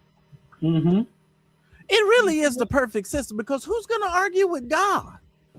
I mean, it's the perfect system, but, you know, similar to the stories in the Bible, there was a direct result of it that came.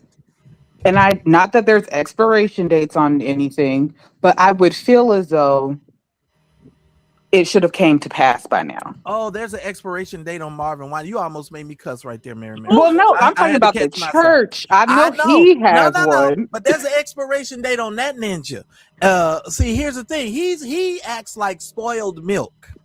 You understand what I'm saying? When you go to the refrigerator and the milk has already spoiled, once you sniff it out, you be like, oh, this milk ain't good no more. Now, to that, some people go straight to the sink and pour that sour milk down your sink so your sink can be stinking.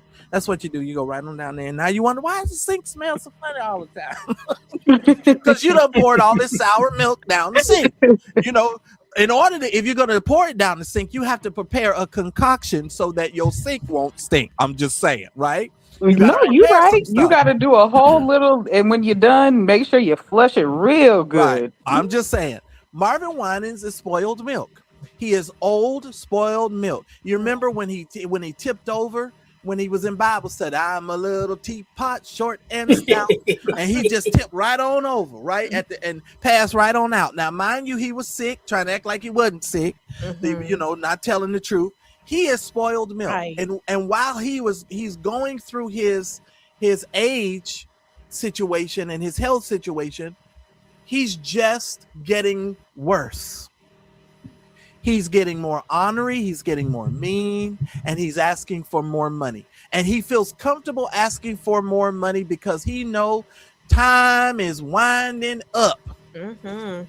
Yeah, time is not on his side. And it will, I mean, it truly never has been. But like, it's definitely not on his side right now. And he should understand it. Wasn't he the one singing, "It's time to make a change"? Right? And churches is like what I would say the only, I don't know if there's another, correct me if I'm wrong, one of the only organizations where the people, they're paying to work. I mean, you're giving your tithes and your offerings and sowing your seeds, and you're in there working for free. So you're paying to work. No other company legally can do that. Absolutely. That's why I say it's the perfect system. Being beautifully. That's why what's the man Oliver over there on HBO set up his own church. I forget the John Oliver. John Oliver. If y'all never seen that, go look it up on YouTube. His name is John Oliver. He started his own church because it's so easy to do. People think, oh, it's so hard. No. If I wanted to go start a church tomorrow, now I'm credentialed enough to go do it. But what I'm saying is,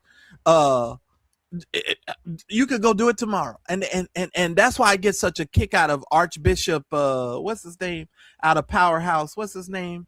Somebody help me with the little short man. William Hudson. Yes. Hudson, yeah. Archbishop Hudson is hilarious. To me, he just wants you to have fun in church because he's a little off too. He's a little off. He demands order. Do you see that? Do you see that clip when the man was singing and he was going and he took the microphone like, nope, time to go. We're moving on to the next part. I was like, yes, finally, someone who understands order. Yeah, well, that's what we used to do back in the day. We used to the bike would get snatched. They set us down quick. Oh, yes. Yeah. So let me ask y'all, what's been going on in y'all lives? What's going on with you, Jonathan? What's happening in your life? What you got planned? What's going on in the next couple of months? What are you trying to get accomplished? Personally, let me tell you how good God's been to me. So I just finished my master's degree in May. Okay. So, first of all, congratulations on the master's degree. Congratulations. Thank you. That's not an easy feat, so congratulations. Go ahead. Not easy at all. My master's degree is in mathematics, so it was. Well, we need to send you to every black church there is. Right. What? Wait a minute. Create that Yes, create that referral. Hondo Lobo Shy. If you mathematics, you said mathematics. Like 1 + 1 and 2 and 4 and 4 8. Mathematics. And standard deviations and all that stuff. No. I did that in undergrad. My stuff is 2. That was just the undergrad. If 2 + 2 is 4, why? Okay. Prove it. That's what I had to. Okay, well, I need for you to go to the black church and say, if building fund has existed for 20 years and you're asking for money, why? So instead of you going, they're going to rebuke him in the name of Jesus. Yes, they are. They said they're gonna take some Jesus math and say Jesus took 2 fish and 5 loaves of bread. Now do the math on that. Okay. Somebody's got to teach black folks how to do some math because obviously we're not doing it well. I'm sorry, I cut you off. I'm a comedian. Go ahead, Jonathan. Tell me what you got planned. First of all, so it is your show, so you can cut me off at any time. I enjoy it. I love the interaction. So now that I finally got my master's on, I was going to stop teaching, but I'm going back to teaching math. It is weird because in America, our math scores are going down. Collegiate level or high school? Both. And it's gotten so bad. It's gotten so bad that like Harvard University is now offering remedial courses in mathematics. So okay, now wait a minute, Jonathan. Now I got to interrupt you again because you do know in America, the average 10th grader in this country reads on like a 4th grade level. No, that's the average American. Well, I mean, but the 10th graders is even worse. I'm just saying these folks cannot read. So. Now I got questions for you. I'm coming to you being beautifully honest and Mary. Y'all stick with me. No problem. Okay, no, so wait a minute. Point. They can't read, they can't write, they can't arithmetic. None of it. Right. So wait a minute, Jonathan. If you're gonna do high school, because I have friends that teach on the high school level, how are you gonna navigate being I would love to have this conversation with you long, but we're at 1 hour and 43 minutes. How are you gonna navigate taking your skill level and bringing that to a high school where the children overarching throughout the years have not been prepared for someone like you, because you're going to have to take them back to bring them forward. Do you understand what I'm saying? So how are you going to handle that? I mean, well, before you answer that too, have you gone into the schools to start teaching beforehand, so you have like a system that you know how to move things a lot quicker, or do you have a something to help you out there? Because I know a lot of teachers who get very frustrated because those students are ill prepared. This is my 7th year teaching, so I took some time off to get my master's degree. So the answer to that is yes. I had a class where I was teaching college algebra, and some of the kids I had were my former students. So they knew I was teaching the class the following year, so they signed up for the class. The year before, the pass rate was like 22%. Only 22% of the kids got college credit. When I took over the course, it went up to 78%.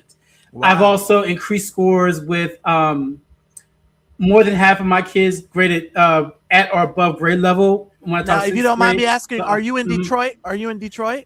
No, I'm in the DC area, DMV. Oh, so DC. you're in DC. Okay. Yes. So you, and DC's gone up for you. Yeah, DC's gone up. So their scores are actually gone. They're the one few quote unquote states where the scores have actually gone up.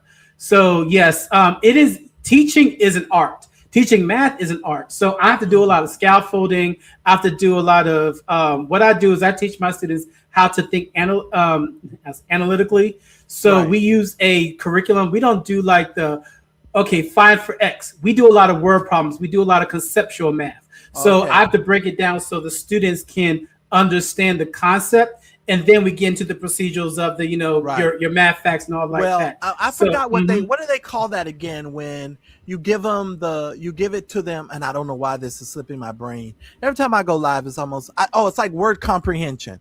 So, but you're doing it in the form of mathematics, if that makes sense. That's what I do. Correct. Right. Yes. Okay. So I get that, because that's part of the issue that I have with adults, period.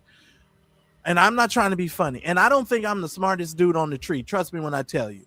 When you speak on the internet, and this is something I've had to learn on the internet, Jonathan, I can tell you guys a million times something, and some idiot is going to put down in the comment section something I didn't even say. And I always go, you suffer with word comprehension, because you understand what I'm saying? Because if Sally had 2 apples,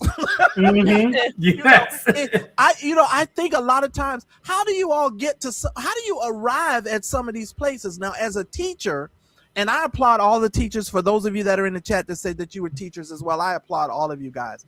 So how long would you say, when you get into a class where you can see that the students are struggling, and I'm sorry, you all, I'm fascinated by this kind of stuff, and I know this is off topic, but so how long does it take you to get them from the remedial place that they are to getting them to a basic level where they should be? How long does that typically take you in a school year?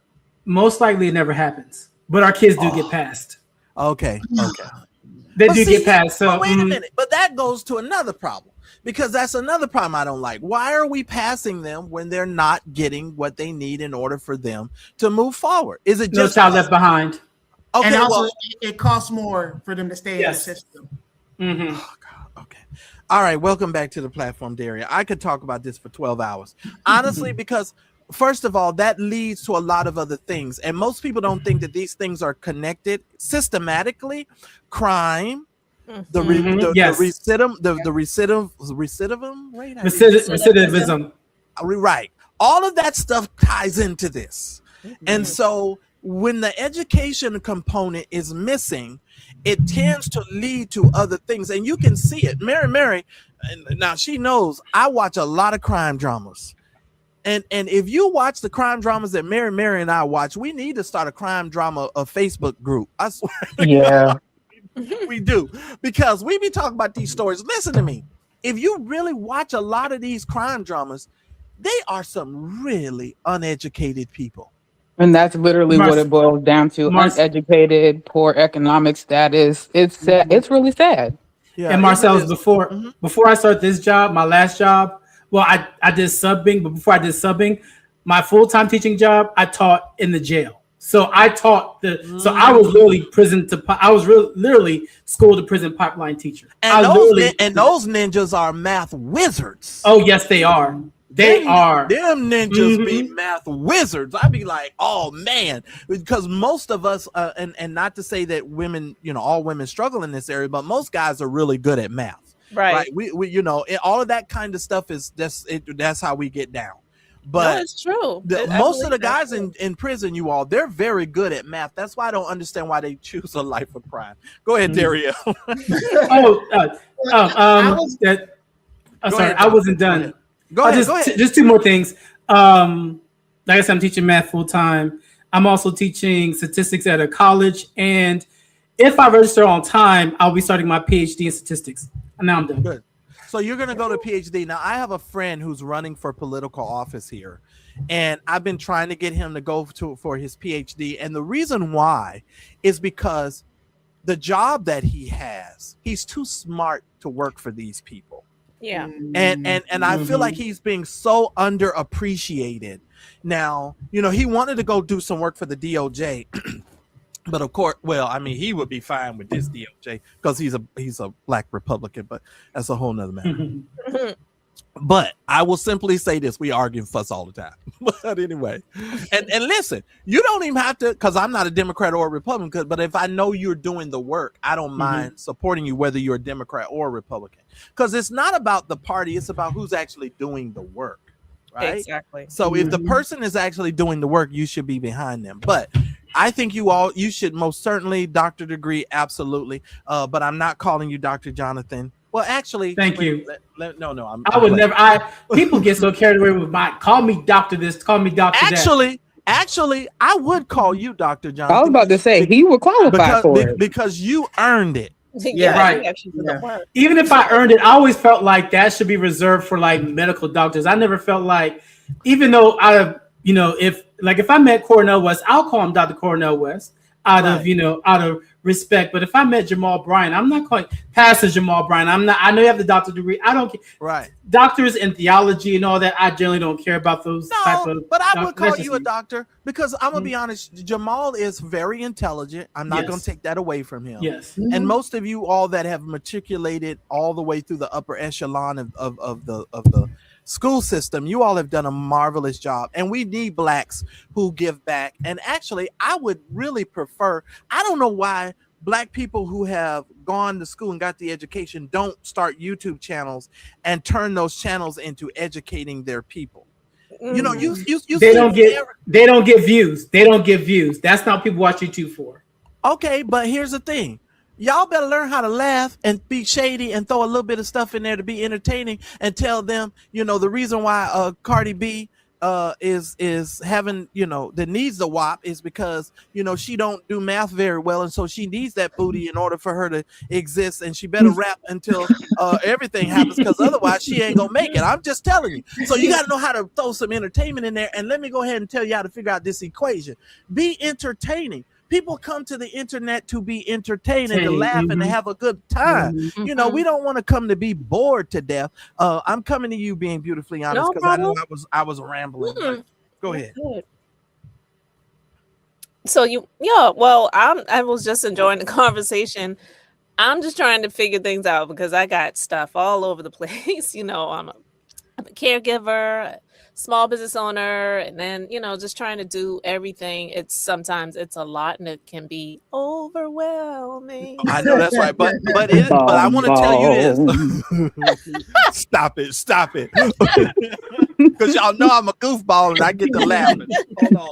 Okay, wait. Okay, you guys, I know y'all are something else. Halo Mo Shy.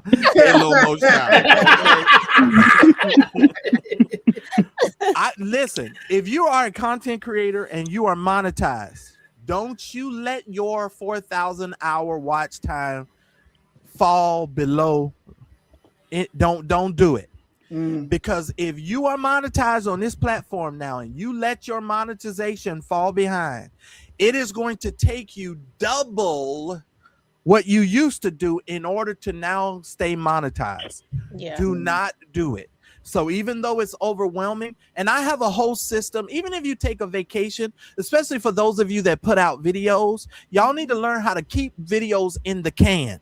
Like can put videos in the can so that if you got to go somewhere and you know you ain't gonna be able to make it, at least be able to feed the algorithm 1 video a week until you come back, right? Or 2 videos a week until you come back. Because if you drop out now, you talking about 8,000 hours of watch time. That's crazy. Yeah. And you're gonna need a viral video to help you make up the majority of that watch time hours if you're not careful. I'm just saying. But now let's get back to the topic. Shout out to Shy Rosalind. By the way, Shy Rosalind is a hoot, y'all. I went over to Shy Rosalind channel. Shy Rosalind is a hoot. When I tell you Shy Rosalind, now she got nicknames for all of us. I'm Captain America. I haven't gone back to the video to figure out exactly why I'm Captain America. But she done named, I think, Thanos. I think Dr. Dingleberry is Thanos. She done named all these. She done named all of us. Oh, it's hilarious. I need to go back and watch the video. I wanted to add something on Bishop Winans real quick because I didn't get a chance to talk to hop out real quick. I have been past that church several times this week, and both instances, nothing has been done. On top of that, no grass, still dirt. Still dirt, no concrete, no concrete. Oh God! Do they at least still have the beams? The beams are gone. Beams are gone. Now I went to his current church, and his current church sits around the dilapidated area. Like there's no work that has been done. Now, I grew up in an area where the church that I grew up at, we controlled the whole block. And it was all economic development and have jobs and opportunities for the people in that community. That's that I grew up at as a little kid. So when I see this, and then I see Marvin on Bishop Winans on YouTube talking about y'all need to be begging folks for his project. For his project, his project, not my stuff. For his project that he claimed God told him to do, right? That God told him that was his house to make. For 23 going on 24 years, when you have had people give money to you, when you have celebrities give money, keep in mind, this man had a relationship with Whitney Houston. He had a relationship with Oprah Winfrey. He had a relationship with so many other, with Tyler Perry. Tyler Perry giving him $100,000 if he got embarrassed. But you coming to your economically triggered community and neighborhood. Well, we just got the report that said that the median income in that area is under $35,000. No. Jesus. So a third of that population are living below the poverty line. But you are asking them to borrow $1,000 to give to you. And the first ones be in line are the ones that are on state assistance or government assistance. Exactly. It's disgusting. What he said. And the sad thing about those people, go ahead. Those people are cheap. No, you do. I'm sorry, I didn't cut you off. Those people, they treat God like a lottery system. That if I give this $1,000 seed, he's gonna open up the windows of heaven, like a slot machine. Thank you. And that's what they're taught and manipulated into believing as well. So. I don't know, but I thought he said troubles don't last always. If I ain't got the money, no, that was Timothy Wright. That's Timothy Wright. My bad. I mean, he got a better work. Listen, Marvin say all the trouble lasted. It lasted for 23 plus years. He said, "Ain't no need." No, Marvin said, "Ain't no need to worry. Not troubles don't last always." He said, "Ain't no need to worry." That's true. And it's taking Marvin. There's a need to worry every day. Yeah, right. If I'm broke, I'm already in trouble. Why am I going to put myself further in trouble? Because I mean, if they just did an anonymous survey, I would love to know how many people in that congregation got a disconnection notice on something right now. It can't get help from the church for and I wish they would be like, why y'all coming to the church to ask for money? The church is I thought y'all was supposed to be helping the community. Correct. Well, I'm about to make a controversial statement before I roll over to Darielle. And don't miss your thought, Darielle. Can I just say this? Why do we put so much confidence in gospel singers, gospel artists, and these people as if they're intelligent? why because you have a talent, it automatically means you smart. Just because you can do a riff and a run does not mean you're intelligent. I don't understand why the zoop can make you intelligent. And I hate to say this. No, I'm being totally honest. My frustration with Marvin Winans, and I'm going to say it, this is my opinion, he's an idiot. Marvin Winans is an idiot. He has been raised around Mother Stacks and all of them old women that you say all that stupid stuff. And if you listen to Marvin, him and Brian Carn should be the best of friends because they all preach the same way. Is that old stupid stuff that they say, and then they just want you to fall into place. Well, I'm sorry, Marvin's too stupid for me to listen to. I'm not going to my neighbor. I'm just being honest. And I hate to say it this way, but this is just how I feel. I agree. It is stupid. If I was gonna listen to a preacher, they would be well educated. I hate y'all. Now listen, I know y'all gonna hate me for saying this. Jamal is way smarter than all of these other people, and that's another reason why I'm upset with him for his relationship with his son. Because Jamal is very smart. Y'all can say whatever you want to say, but the boy, he's his whole very family smart. is very educated. His sister is like the president of the American Psychology Association, first black. Yeah, can't take that away from him. No, and his parents too. So you keep listening to Erica Campbell yell for help and treat her like she's some brainiac, and her husband is a brainiac. Nobody called that man the priest. No one called him the son of Patrick. No one called Warren Campbell. No, I've never heard someone say, "Man, Warren Campbell, he gave a powerful word." I've never seen not one clip of them preaching. But you see clips of Erica and her church outfits, and they do a little, and her sister singing. Like what I see what the draw is to that church is the sisters. But absolutely. What's the draw to Donnie McClurkin's church? Donnie McClurkin, oh Lord, help me, Lord. Now, Lord, I ain't trying to be funny. Now, Lord, you know I'm a comedian. Donnie looks like a scarecrow. He looks like a whole scarecrow. And you think I'm gonna come over here and let you keep talking to me in non-English like you super spiritual? And Donnie looks like a platypus. I mean, I'm not gonna do it. Now, Dariel, I'm coming to you because I know I cut you off. Go ahead, Dariel. Okay, wait a second. Let me compose myself. No,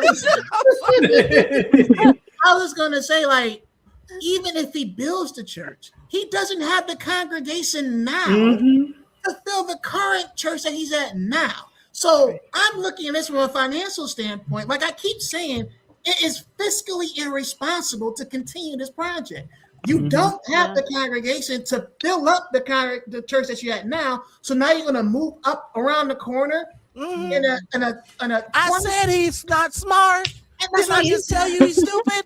And then if you build the building, what financial institution is going to sit with you and run up a mortgage when it took you 24 and a half years to build a doggone thing? That's stupid. It is.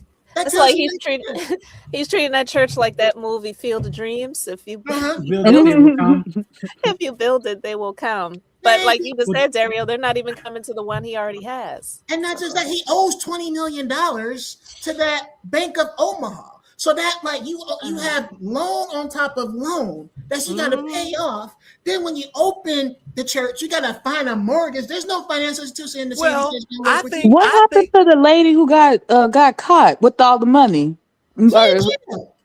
I know, but I mean, because clearly, if she was doing something funny with the money, Donnie, you really need to just tread lightly, because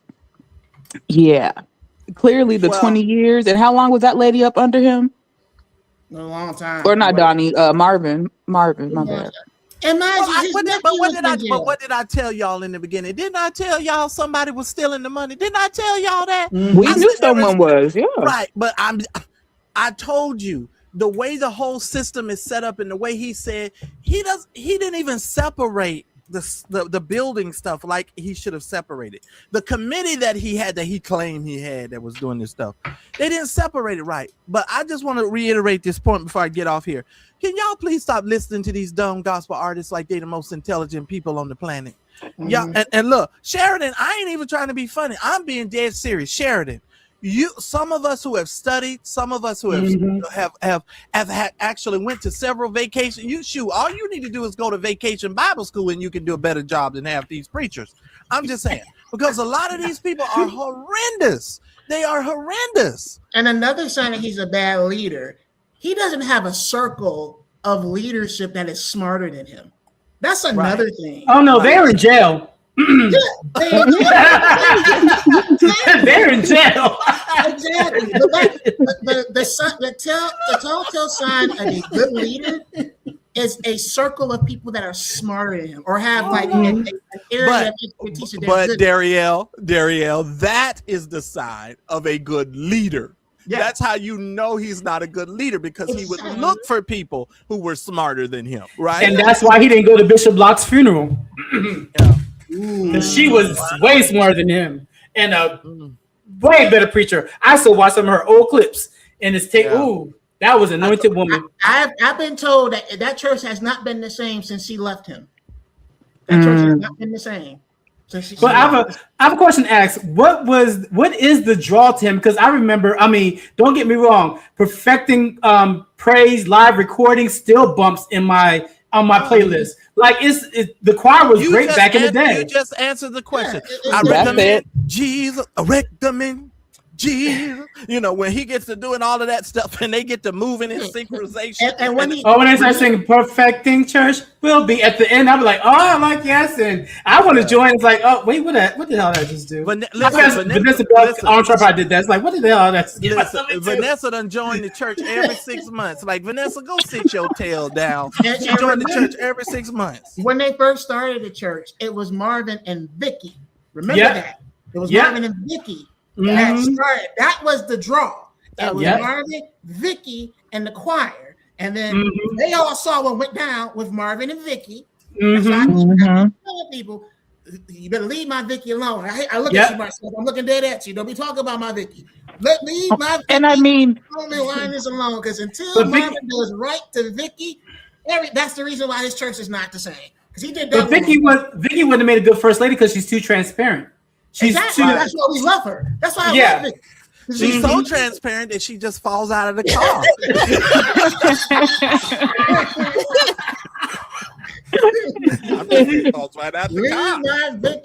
She falls out of the car, her weeds fall out her head, and she jokes about it too. She will make a whole joke about it.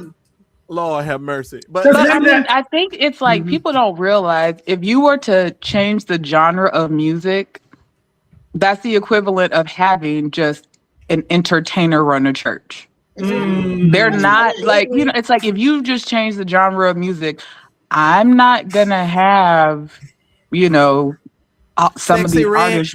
you're gonna have Sexy Red be Hell no. But that's what I'm saying. If you just change the genre of music, they're no longer qualified to run a church. It's basically like saying, because they sang about gospel, they hit a good note that entertained me and it blessed my soul. Okay, yeah, you can run a church. No, you can run the praise and worship ministry. Yeah. It's so funny you say that, Mary, because I'm going to see if I can find this clip on YouTube, and I'm going to send it to you, Marcellus. There was this episode of Family Guy, okay? And this this clip, I don't remember exactly what it was, but there were these different people. They were in a church, right? And then there were these different celebrities that would walk in and say, I'm starting the church, like Fonzie from Happy Days. You remember? These different celebrities that would walk in and say, I'm starting a church about such and such. And these people would say, I'm going to go follow him. And they're going to, and all these different people were just leaving the church to go follow these different, celebrities and entertainers. So there was only like maybe one person left. So it's true. They're going to these churches because these people were at least popular, famous, and whatever. It's not because, I feel Erica Campbell and her husband started that church because he owed that record label them millions of dollars. Yes, sir. Yes, sir. Yes, sir. You have to be stupid not to know it. And then when the time to come to pay, because he almost had a heart attack. I remember. And passed out. Right. So that's why Erica is the first lady, and all of that stuff. Now I gotta talk about this comment. Now, Latasha Gardner, let me tell you something. I love Jamal Bryant in this sense. He is an excellent orator, but let me tell you something. He sucks as a father. Yeah. And I don't care how many people he sends to school. I don't care how many houses he builds. Everything to me is measured by how he treats his children and his son. I can no longer support Jamal Brown. He better fix that. Yeah, he needs to. He has to fix that, because I'm being honest, Latasha. I will never, ever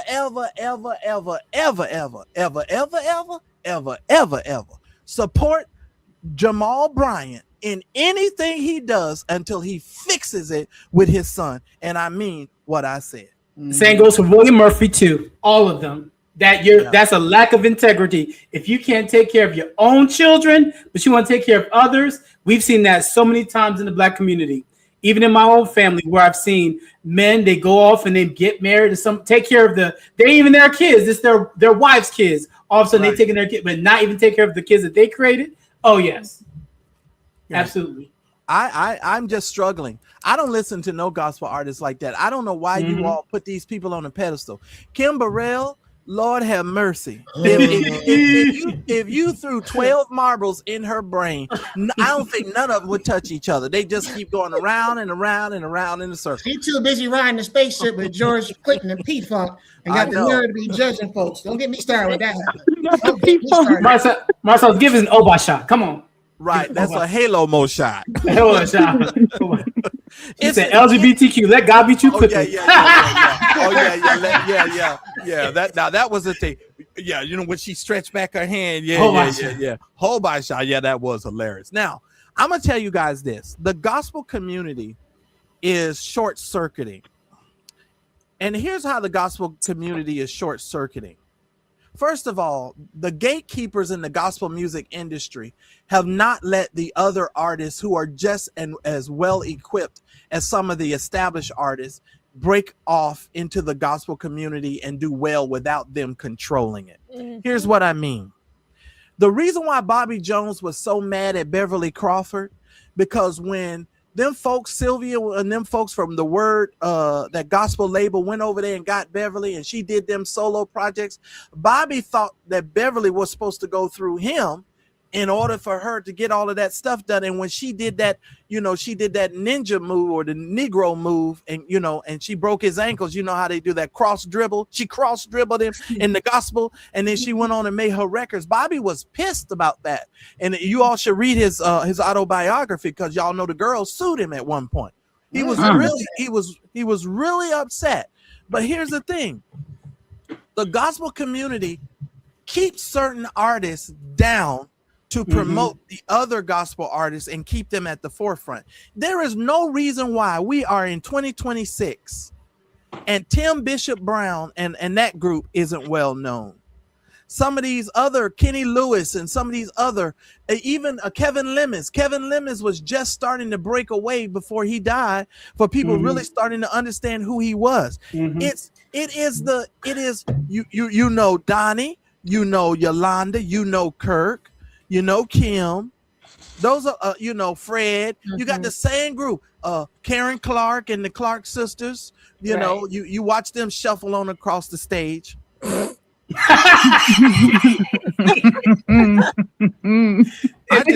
so sad about this Vegas residency. I'm like, aren't y'all pushing 60? Why y'all? Jesus Lord. I'm sorry. Karen is 60. She sent me to my mother. 65. Karen is 65 years old, and they're excited about going to Vegas. I'm like, ain't this a trip? These old women going to Vegas at this age. And let me ask you, Marcellus, what do you think about Vincent Bohannon? Now, I think he could do more if he wasn't trying to do that church that he's doing with all this. Shut up, Jonathan. If he was doing that church, he could probably do more projects. He's already doing 2 projects at the same time. And the person that really brought him in was Hezekiah Walker. And actually, Hezekiah Walker was trying to platform Kevin Lemons, because Kevin was in Atlanta, and Atlanta's not New York when it comes to gospel. It's not Chicago. It's not Detroit. Correct. So Hezekiah did platform a lot of. But Atlanta had Dr. Maurice Culpepper. Atlanta had some really good folks down there that really understood choir music.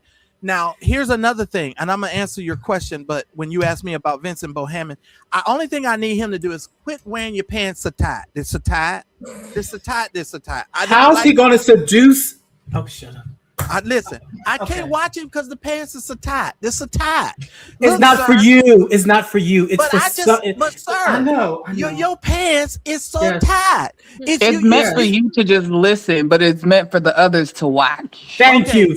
Okay, but before I move on, I got to get back to these shuffling Clark sisters. Let me say something. Leave them alone. Leave my Clark sisters alone. I have a hard time.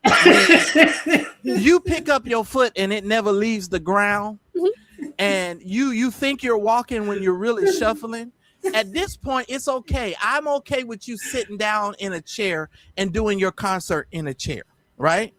Because it's okay. Twinkie stays on the organ.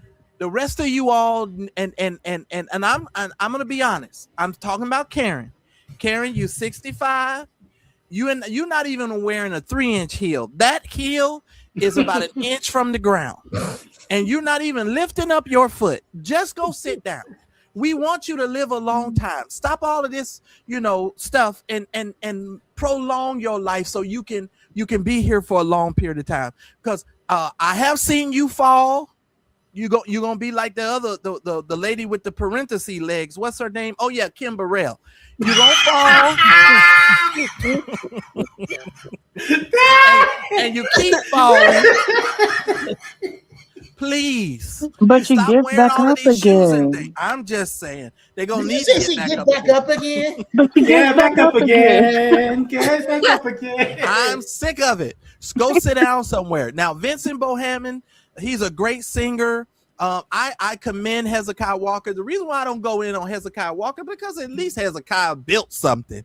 Yes, and he's a good preacher. I've visited church. He's a really good preacher. His church can turn up, but he can also give a good word. He doesn't go viral for his preaching, but he's a good preacher and he's a whole leader. But he got to get that. And I'm gonna feel a big back. I know I shouldn't talk, but he got to get that weight together. Him and his wife. His ex-wife. Although I think never mind. Well, first of all, Monique. Well, when she married that last man, that was the hiccup and the mistake. The one, the muscle bound dude. Yeah. That was that. I can't remember his name, but that was the first of all. Davenport. Yeah, Davenport. That was a whole mistake, and she shouldn't have went in there so strong, trying to force her way into making people like you. Because as a first lady, when you new to the church, you can't be too strong-willed, right? So I'm, but honestly, I like Monique. I understand the dynamic of how she has to maneuver with all of that stuff. And I'm gonna be honest with you. If she was my ex-wife, I'd probably still be banging her. And here's why. Even though we're not married, because hey, y'all say if you divorce your first wife, and you get remarried, you an adulterer anyway. So hey, I'd be like, okay, she's there, the opportunity is there, and I'd go on and do what I have to do. I done built these apartment buildings. I weigh 4,000 pounds, And he believes everything should be greater. The stomach should be greater. The church should be great. Everything is greater when it comes to Hezekiah Walker. I'm just saying. So I love big heads. That's why we call them big heads, right? Go on, do you. But I know too much about them fools in New York now. Because, see, I've been dealing with some stuff over a year, and I've been doing some investigation behind the scenes on who begot who. Okay. And who's been lovers of who. So you know who Vincent's lover is, so you already know who he's enticing. Let me tell you something. These fools in New York is doing it in plain sight, but people not paying attention. Exactly. Yeah. The New York bishops, the intergalactic wonders, the prophetic wonders. I mean, they doing this stuff right in front of y'all face, but y'all not paying attention. Just like, wait till you get your day, and then you can go off. I know where you y'all. I mean, they doing this stuff right in y'all face. Guess what? I've been doing such good investigatorial work. I know who the people's past lovers were. Oh, so that's why I said it's a dangerous thing to mess with me, because if I don't tell you half the stuff I know, Cause I done got names. I know I got pictures. So don't even try me. Don't even try me. I listen to me. You think you mad at me because I said certain things. You would really be mad at me if I came out here and started calling out people's names because I got the names and the photos. He about to pull out another chart. Okay, I'm just saying. Oh Lord, but I don't put out people's personal business because I don't be out there trying to out people. Yeah, I leave that for other people. I don't do that kind of stuff. I don't believe in outing people, but I have an issue with people who, like you have, I'll say the preacher's name. I don't think he's doing anything shady, but you have somebody like Kenneth Moles Jr. who preaches against quote unquote homosexuality. But sir, we've been to your church. Like, but he come screws on. everybody. But he screws everybody. Yeah. Yes. He don't care. He screws everybody. Allegedly, I'll say that allegedly. But we all know. Did he have a court case like last year or something from? Yeah, what was going on with his church? Like he got kicked out of his church or something like that. I'm just saying, man, get out of here. Wow. That's why his father was over there. Whoa,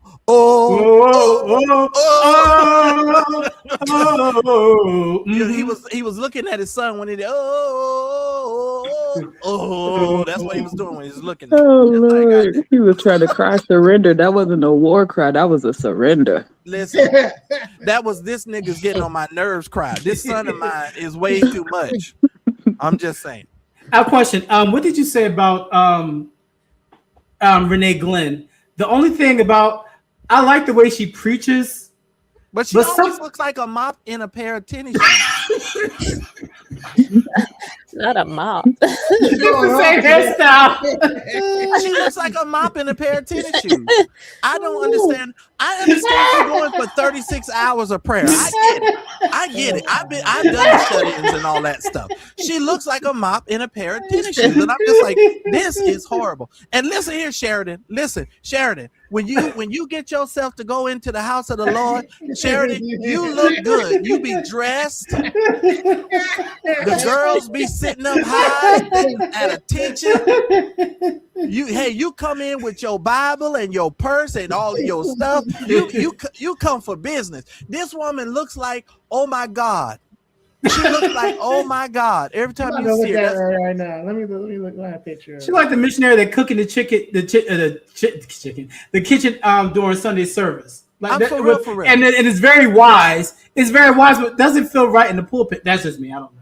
I'm looking at her now. Yeah, but you never seen her looking at. He's probably looking at a better picture because they done put out some better picture. Go find one of them church videos where she got crud on the side of her mouth. I mean, like, listen here, lady, put yourself together. Put on some lipstick.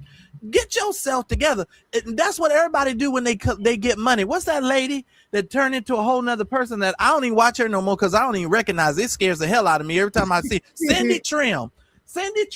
Oh God, she is a shapeshifter. None of you can tell me that she is not a shapeshifter. That woman turned into a totally different person. She don't even look like herself. She went Benjamin Button because I remember she used to look like an older woman. Now she's like she's 20. I was like, what's she taking? True. Yeah, she's a shapeshifter. She's a shapeshifter.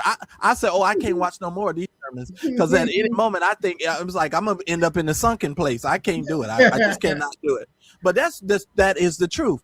Gospel artists, we give too much credit for them and I'm gonna tell you somebody who's been conspicuously silent. Matthew Stevens. What about him? Have y'all noticed how quiet he been on social media and stuff? I never paid any attention to him. Me when I lived in Chicago, I just never cared for him. Yeah, I always knew. Go ahead. Yeah, go ahead. I was gonna say, all those people who left him, Harrison, Warford, all them people talking about God called me to. Okay, ain't nobody with him anymore. I just noticed he ain't doing no barefoot sassy sermons lately. Because normally the only way he wasn't he also on the wasn't he also in the homeless ministry like Carn? He lost his church, right? He did, but the word on the street is he's back in that building that he was kicked out of. That's what I heard. I'm not sure if that's true. What happened to the Chicago church? The one in Chicago that he started. That's the one in South. Wow, that was in the South Side of Chicago. Mm-hmm. It's so funny how all nations has no nation. Yeah. Am I the only one that be thinking like this? No, for real.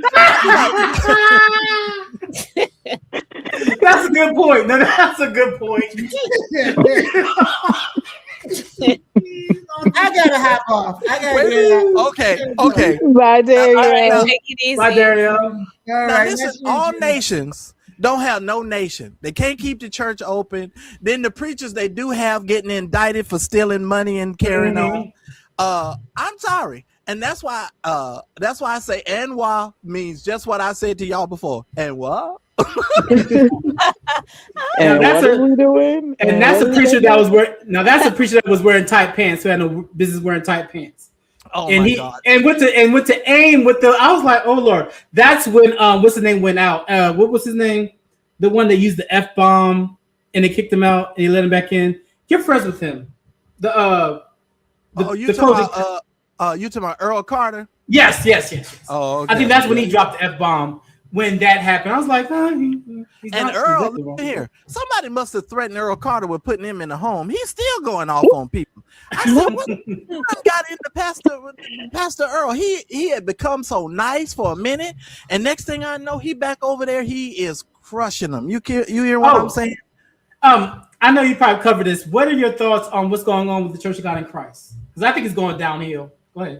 Yeah, it's going downhill, but I think I need the IRS to go in and request the books. Mm-hmm. They need to request the books. If they were giving the majority of that money to the Church of God in Christ Healthcare Savings Organization, they should be able to trace the money and where the money went. I'm not saying all of these other people. I'm not saying anybody stole any money, but people done moved, bought new mansions. I mean, stuff has gotten really weird around here with the Kojic Church. I think that the IRS needs to go and look and investigate. That's all I'm saying. Because that gospel music ain't selling that great. It's sure not. Nope, it's not. And I have a bone to pick with you, Marcellus. I have put in a comment about how I think you was talking about what's that dude's name? Myron. Which Myron? Not Myron Williams from Kojic? Yeah, the one that switched from PAW to Kojic. Okay. You didn't say anything about the other boy who left Mississippi. Left that white woman in Mississippi. Brian. Which Brian? What's his name? Brian. Dang, what was that dude's name? Is it not because it? No, Matthew Donaldson. Oh, I done forgot. Probably. You got to send me a link. But yeah, he was the one that he's in Kojic now, but he wasn't Kojic before. Well, so is Ronzell Pretlow. I mean, as long as you pay, you could be whatever you want to be. Listen, Ronzell Pretlow done jumped ship, and now he's over there with the full Kojic Church talking about everybody say yeah. Are you lying? He did a whole video talking about he was taking a break and how he was tired of church and wow. He flipped the script and then went over to the Kojic Church. That's where he at right now. I kid you not. Go do your homework, y'all. Ronzell is now Kojic. I ain't making it up. I declare unto Jesus. But, I enjoy Ronzell Pretlow's singing. But, the only problem I had with Ronzell Pretlow was when he came out with that video talking about the LGBTQ community while wearing that glittery shirt. I couldn't understand. You in a whole rhinestone shirt talking about LGBTQIA people. Sir, your message is tainted. Like, your message is tainted. That fashion you wearing is probably some LGBTQ person created that rhinestone shirt that you wearing. So I was like, okay, I got to stay away. That kind of stuff, we too old for this. I don't want to be in my 60s and 70s talking about who God hates and all of this kind of foolishness. I'm not doing any of that anymore. That's just it's tiresome.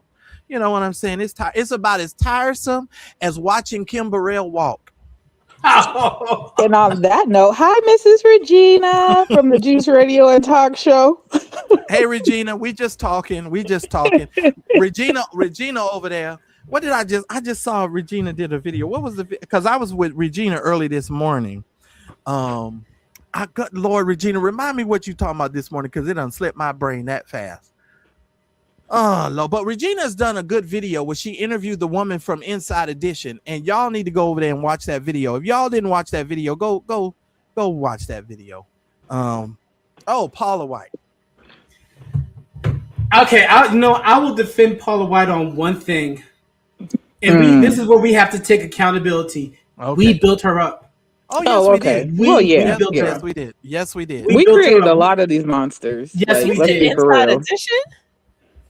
Huh? You said Inside Edition? Yeah. No, for real. Miss Regina interviewed the woman that used to work for Inside Edition, the investigative reporter.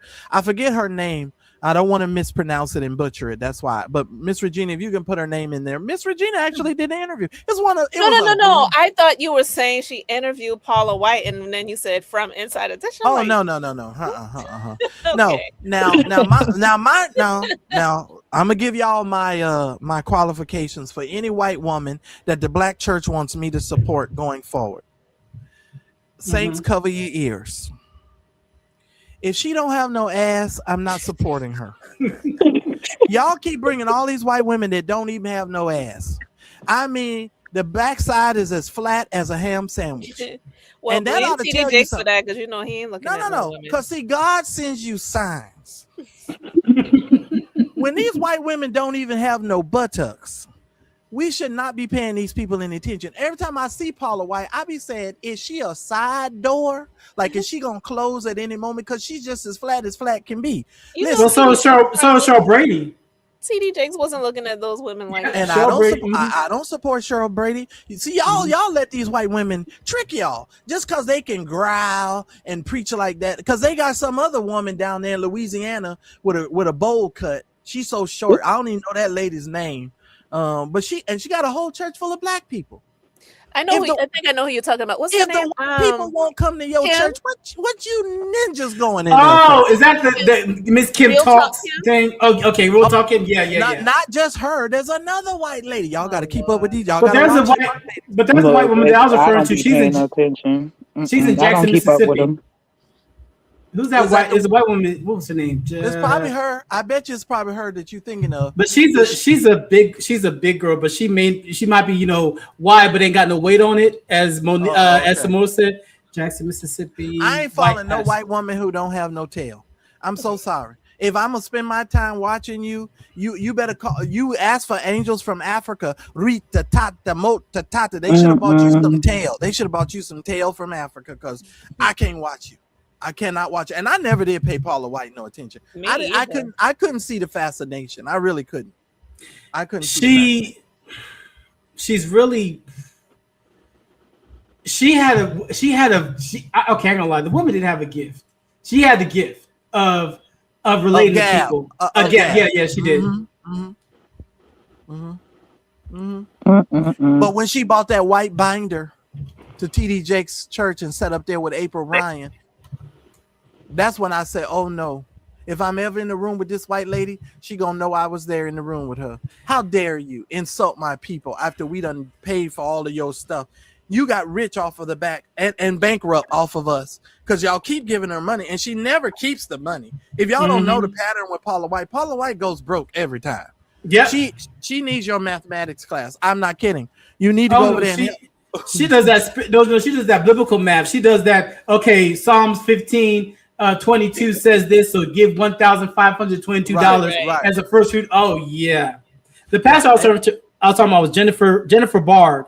She's a white woman who pastors mostly black people, and of all places, Jackson, South Carolina, like a 99% black church. I don't know how y'all let these white people get away with that. If the white people don't come to the church, that should be a sign to you ninjas. Exactly. It's you will never see the reverse in that way. A black preacher with a predominantly white congregation. Nah, it'd be like two little salt flakes in there. And the rest is pepper. Not an ironing board. And if you do see like 75% white people and the pastor is black, he's not black like us. He's probably gonna be African. And you don't even see it, and you won't even see that. That's just Speaking of African, come on. Can y'all help me with this Philip Mitchell fella? I thought he said he was gonna take a break and step away from the pastoring. Why all of a sudden I keep seeing him pop up on his social media? Is he trying to rebrand himself?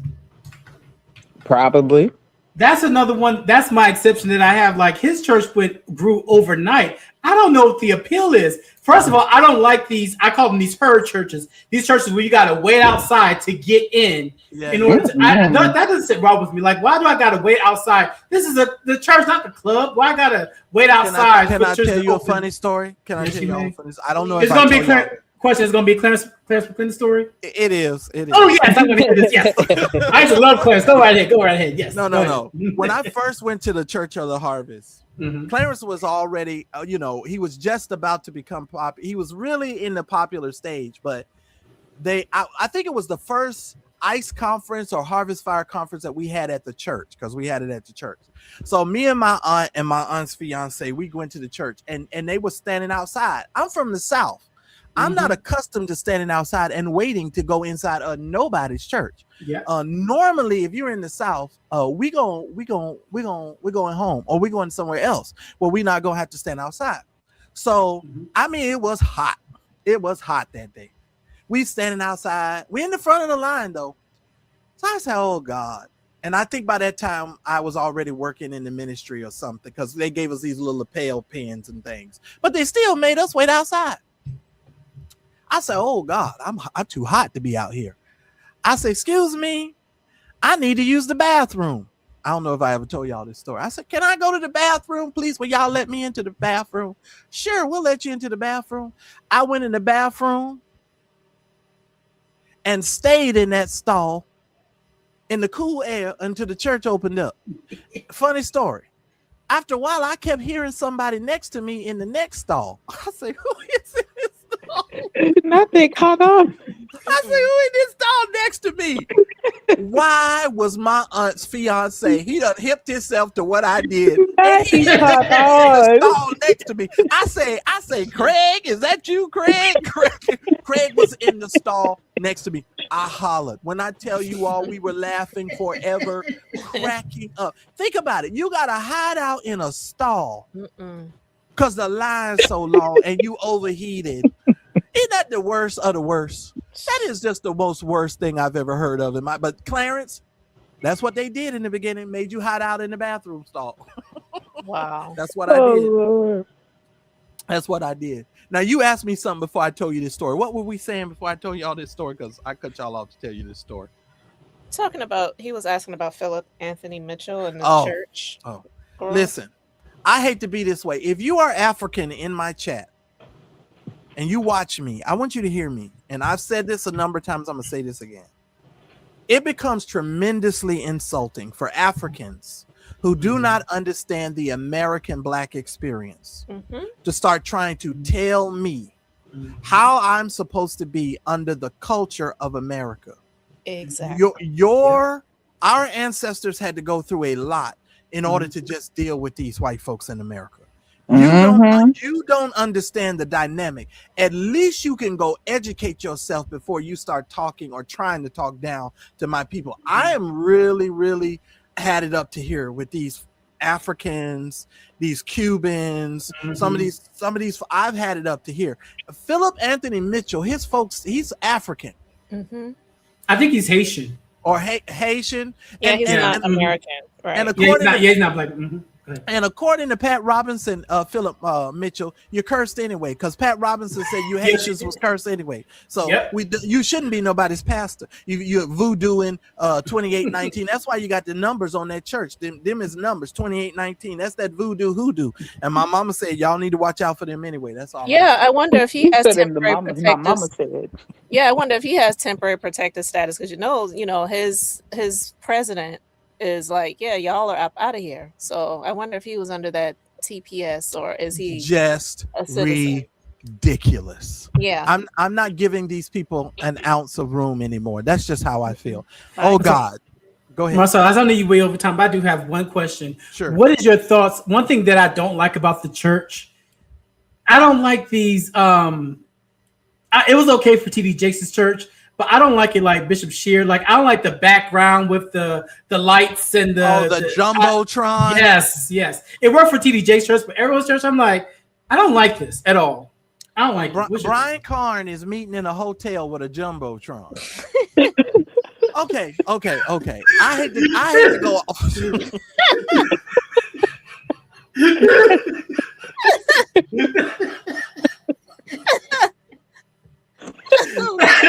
Okay, I hate to go here, but I am gonna go here.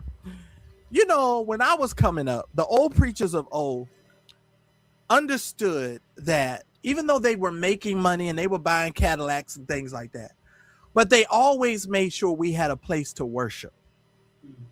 Or they worked on making sure that the mortgage on the building was taken care of so we wouldn't lose our place of worship, or we could start saving money so that we could get a new place of worship. How you meeting in a hotel with a jumbotron? It is a lack of understanding of these young preachers are trying to go too far too fast. Yeah. You don't get to the airplane. You don't get to the big building. You don't get to the Maybach. How do you have a Maybach and we don't have a place to worship? Shoot. They should have been on Zoom. You know what I'm saying? Okay. How do you have a multi-million-dollar home and we don't have a place to worship? How is that Because it was possible? falling apart and the landlord wasn't doing this and the landlord wasn't doing that. Listen, Bishop S.D. Johnson, who passed away last year, of the Macedonia True Vine Pentecostal Holiness Church of God Incorporated. Let me tell you something. He was mega before people knew what mega was. Even Uncle Fred's church that's in the chat. These men were mega before folks knew what mega was. But these men were not flashy. These men, they could have had Rolls Royces back then. They were making that kind of money. But these men didn't drive no Bentleys. They would get them a new Mercedes or a Cadillac or the best model Cadillac. Brian Carn and these jumbotrons, and I'm answering your question in this manner. They're trying to do too much too fast. Take that jumbotron down. You got less than 300 members. They can't see you. If they sit around 2 times, they'll be at the back of the church. What are you talking about? Why do you need a jumbotron? Just like New Zion over there with Brandon. What's that guy? Jacobs. Brandon Jacobs. What? You got a jumbotron for what? New Zion had a big old jumbotron behind. For what? And sadly, some of these churches, they got like Bishop Sheard, Greater Mount Calvary Holy Church, they got rid of their choir boxes to put in a jumbotron. And it's so sad to see, because some of the churches have really good choirs, but now it's like, really, this is where we're going? Like now you got to have flat, like now it's like the church is a club. You got to have to turning the lights down low. And I do not like that. Oh my God, I don't like that. Well, when I go to church, I think about sunshine and the light coming through this thing, glass windows. When most witches cast their spell, oh God, the lights is down low. They are their cauldron. You know, they're doing their work. They're working their spell. Because I've even heard Brian Carn have to yell at the lights people, turn these lights up. Where y'all think we at? Because they getting the mood right. Because everybody around there running trains. Stop. Chugga. She was twerking, wasn't it? Ooh, she was putting that back to work. Now, wait a minute. Somebody in the chat says, y'all help me and educate me. He said Carn is meeting in the Shriners Club. What's the Shriners Club? Oh, so he moved from the hotel? But I bet you the Shriners Club ain't all that different. Is that where they was doing the train? Yeah, is that where lady was giving herself that back workout? Because when I hear Shriners Club, that's when you used to have the Rat Pack and they would come over there, Don Couché, they would be singing all of them. They over there at that kind of Shriners Club. What kind of Shriners Club is this? I'm confused. Say what now? Yeah, probably like that. No, but Jumbotron, no. And I'm gonna tell you another thing, like Lambert Gates, because I said this before. Why do you have a picture of the preacher who's up preaching? His face is in the back of on the Jumbotron. Like we don't know what the ninja look like when we staring at him. Yeah, that's weird. Mm-hmm. What? It is weird. Okay. They're supposed to have the day or that, the random little floral backgrounds, How about the the scripture? Bible scriptures, Yeah, the the lyrics to scriptures, the or maybe even a music. fake picture of Jesus that they have up in there. Yeah, they all have like their little things, but normally the scripture and at least the song lyrics. But why is his picture up there? That's But I went to a church where they do the scripture on the jumbotron, but they already had existing screens up at the top. I'm like, the screens work just fine, but we have to have a jumbotron like everybody else. It's an illusion to make you look modern and to appeal to people, to try to get you to give more money. It's ridiculous. The whole notion of it is ridiculous. That's why, honestly, if I was to go back into the institution, I probably would be at a very small ministry. I could not do what these people are doing. And first of all, I think you should know your pastor. I agree. I think you should be able to walk up to your pastor and shake their hand. They shouldn't be escorted in and escorted out. This whole mentality of how we built churches, because here go what's his name down there that took over Full Gospel, Walker. What's his name? First name Walker. Joseph Walker. I saw Joseph Walker on a panel not too long ago. Y'all get on my nerves. Joseph, I can't be going to everybody's funeral, and I can't be taking people's phone calls and da. Now I'll give you don't need as a pastor to be woke, to be awakened at 3 a.m. at night when somebody done died, because ain't nothing you can do. They already dead, right? Right. Now that I agree that they should filter those calls to you. But I don't understand why preachers and pastors today don't want to serve anyone. Because they want to be served. In Walker's defense, he's also a presiding bishop. Correct. So he has more responsibility than just his local. So maybe when he wasn't presiding bishop, he probably didn't have that. But now he has that responsibility of presiding bishop. I mean, he might want to consider not being a pastor, just going ahead and being a presiding bishop. Same thing with Bishop Shear. Bishop Shear should be a presiding bishop anyway. That's just, there's no discussion at the time. Well, I'm gonna that tell was a you popularity contest, but go ahead. Sorry. Okay, but I'm gonna tell you this, Jonathan, for real. Mm-hmm. If I done paid you a pastoral anniversary, I gave you an offering as my pastor, you should know my name. Yes. If I die, you should preach my funeral. Mm-hmm. Don't send nobody else that I don't even know. Tell me you're gonna send some elder to preach my funeral and speak well over me. And the reason why they don't like doing funerals anymore, because they can't speak well of the people because they don't know them. Mm-hmm. And it's annoying to sit up and watch people try to conjure up something nice to say about people that they do not know. No. Yep. Yes, sir. Yes, and sir. it is really sad. And that's the part for me. I get the fact that you're a presiding bishop. But one of the things about the Black Baptist Church, and one of the reasons why I loved being Baptist back in the day, when the service was over, pastor was at the back.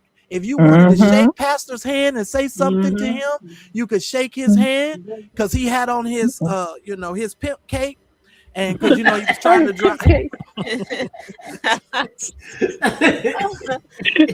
he was trying to dry off because he done sweated up some profusely, and he was back there shaking hands, right? At least you could go and shake your pastor's hand and say, hello, pastor. Now, after he shook your hand, he walked around to the back of the church and lit him a cigarette and put his foot on the wall and leaned on the back of the wall. And we was good with pastor, right? We good.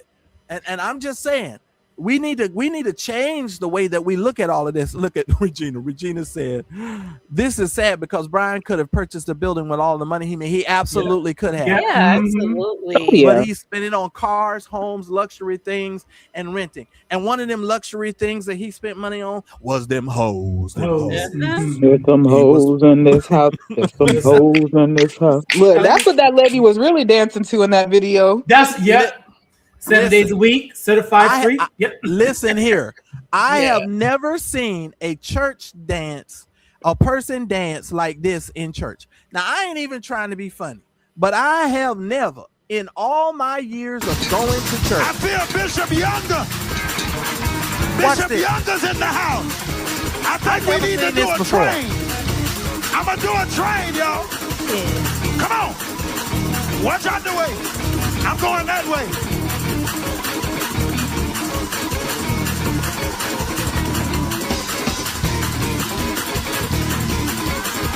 Ridiculous.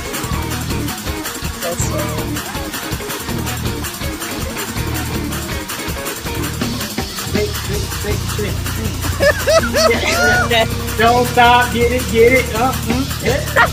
Listen here. That lady right there done made a few babies. Let me tell you. She done made a few babies. I am convinced of y'all will never be able to tell me otherwise. That lady done made some babies. Oh yes. And he's not even doing the train right. Bishop Young's train doesn't even work like that. But you know what? And Bishop Young is a whole different. We ain't got time for that. Not right now. I know we showed on because that concubine let me. I'm sorry. I had a moment. Let me go. Let me hush. Slip of the tongue. I know, right? Let me hush. Because let me tell you, there's concubines everywhere. That's all I'm telling you. Okay, let me hush. Let me move on. I need at least 8 more of y'all to support the platform tonight. Y'all make sure y'all send some support to the platform. We're 8 people away. Y'all listen to me. Oh. They are who they are. Yeah. But see, here's what I'm going to do. I'm going to be the old man in church that makes y'all face the facts and stop trying to play in my face and lie. I'm going to be that old man. You're not going to tell me that this man that lives in your house, oh, he's just my assistant that go everywhere with you. Everywhere you go, he go. Oh, this is my armor bearer. Oh, yeah, he bearing arms, all right. Oh, he bearing arms, all right. And I'm about to say something really radical. Oh, Lord, I'm about to get myself in a whole lot of trouble. Some of y'all ain't going to be able to go where I'm going. I'm sorry, but this is the church we have. Y'all can play like it doesn't exist in the church, and this isn't who these men are, but that's who they are. And they are gifted. A lot of these men are very gifted to bring you the word and so forth, and for you to have the church experience. And if that is the experience, and that's what we're gonna look, I'm fine with you, but just stop lying about your concubine. I'm sorry. The reason why I have more respect for O.C. Allen and people like that, because he's already claimed this is the first gentleman. Yep. You don't have to like it. This is the first gentleman. And we're going to go right on and have church without y'all and move it right on. Go on this. Y'all go get you some Geico. Go get you some. And now he's the first one. He's the only one. I can't.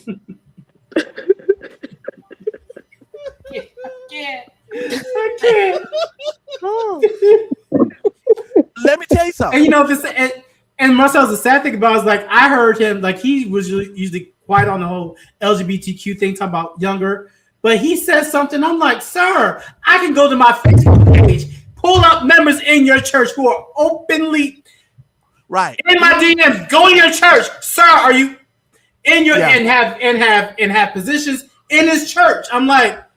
Because they're playing the game, because they don't have any integrity. I wish some of these intergalactic bishops and these people stop playing these games. But see, the church community, the way that you've built these people, you know they're not going to stand for it, and they're going to walk away from you. Because you said something, Jonathan, earlier, and I wanted to piggyback on this before we get ready to get out of here. You said Philip Mitchell's church grew. And I want to say here real quick, I don't think it grew. I think it swole. And I always tell you guys, there's a difference between growth and swell. Absolutely. Because with real growth comes maturity. So when Philip Mitchell steps away from the church still can go on.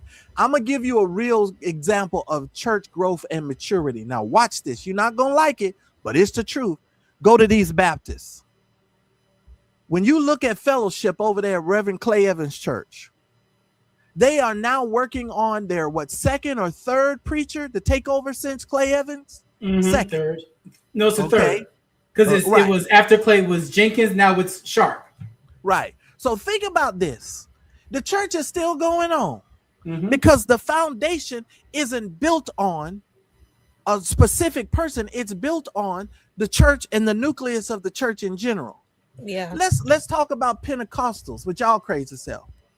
Jake's no, for real. It's just the truth.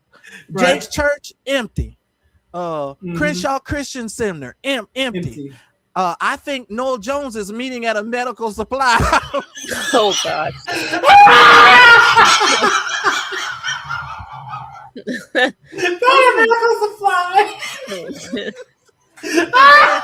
I think they at a medical clinic. They don't even have a church no more. They don't even put the camera on the people at all no more. I'm just saying. You know, he done made his money. He done got his millions, and him and Loretta is living and eating good. They don't care nothing about these people. I'm just saying.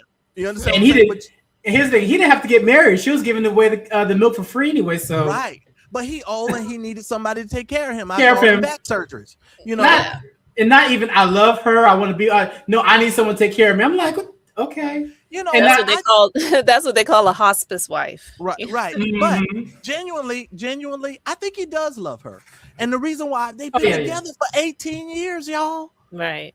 They've been together for 18 years. Now they can say whatever they want to say, but like Ron Gibson said, Ron knew what was up. And that's why.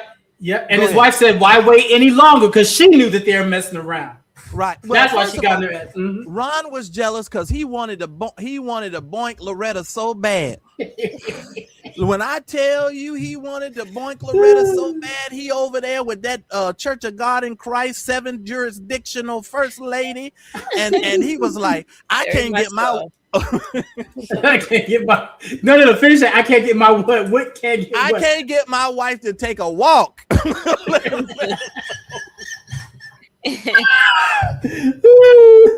Let alone, and he looking over there at Loretta because he stayed in Loretta face. Every one of us as a dude, you know what was up. He wanted Loretta, and Noel Jones knew he wanted Loretta. That's why he kept messing with him, talking about, well, why you so worried about what I got going on over here? Because we knew. Everybody knows. We just supposed to pretend like we don't know, right? We all grown around here, and I'm too old to pretend. I don't pretend with nobody. I ain't got time for that no more. I just cut to the chase and say it like I feel it. We realize what's going on now. The Jerry. You're on the road of those Pentecostal churches. You have West Angeles. You have Sweet Holy Spirit. What's his name? Trotter. Listen, and the only thing that is keeping West Angeles afloat is the people that are going there that are famous. If Judy McAllister pack up her bags and leave tomorrow again. Let me tell you something. If she pack up her bags and leave, that son who's over there preaching, can you say snooze fest? Oh God, I thought the one that died was a better preacher than the one that's there. I thought so. Okay, I thought so. But he was troubled. You know, and first he was from the hood, you know, because you got some vloggers that can't even give his wife a daggum break. I mean, these people are from the hood, but at least you can see in their life they changed their lives and they were trying to. You understand what I'm saying? I don't know what it is about us that we just skip past people because now I do believe your past matters. Because if you was a past thief, well, pastor, we can't give you access to the church checkbook. Now we got to have some limitations, pastor. Pastor, you went to jail for forgery. Right. Even though I do believe people can change. Now, don't get it twisted, because that's the wonderful thing about the gospel, you all. We are supposed to become a new creation, a new creature, right? So I believe in that, but we got to have sense too. But that's all I'm saying. That's all I'm saying to that. There's some people who are still there because Bishop Blake is still alive. Now, once he makes his transition, you're gonna see, because that happened to my uncle. Like once my uncle was like 90 years old, people were still going to church. Literally 6 months after he died, someone left to start their church. 2 months later, someone else left to start their church. Then right after he died, people started their own church. So they were over there because they really did love Charles, because they surely did not love May Blake. I was watching a video the other day of May Blake. Do you know she had the nerve to try to tie in a tuna fish sandwich to a sermon? Anybody seen this on the internet? I said, I know this woman ain't here preaching about tuna fish. I said, how in the world did this last for this many years? But Blake was really good. And he and G.E. Patterson were of a different generation. Yes. I'll just leave it at that. I'll leave it at that. Now I'm gonna go around and give everybody their final thoughts. Mary, I love and appreciate you. You know I do. Being beautifully honest. Thank you so much for coming up. You know, I appreciate you sending me all the videos and all the stuff. Because if you guys want to reach me, y'all need to do so on Instagram or TikTok or Facebook Messenger. That's the best way to reach me, because I got 4,000 emails now. And Jonathan, I'm coming to you. Let me tell y'all something. I have over like 8,000 messages, email messages. I had 4,000 comments on all the videos on YouTube, TikTok, Now, I'm sorry. I had to use AI to try to respond to all of these comments to clear out my inbox on social media. So if you got a message that said clowns blow up balloons, just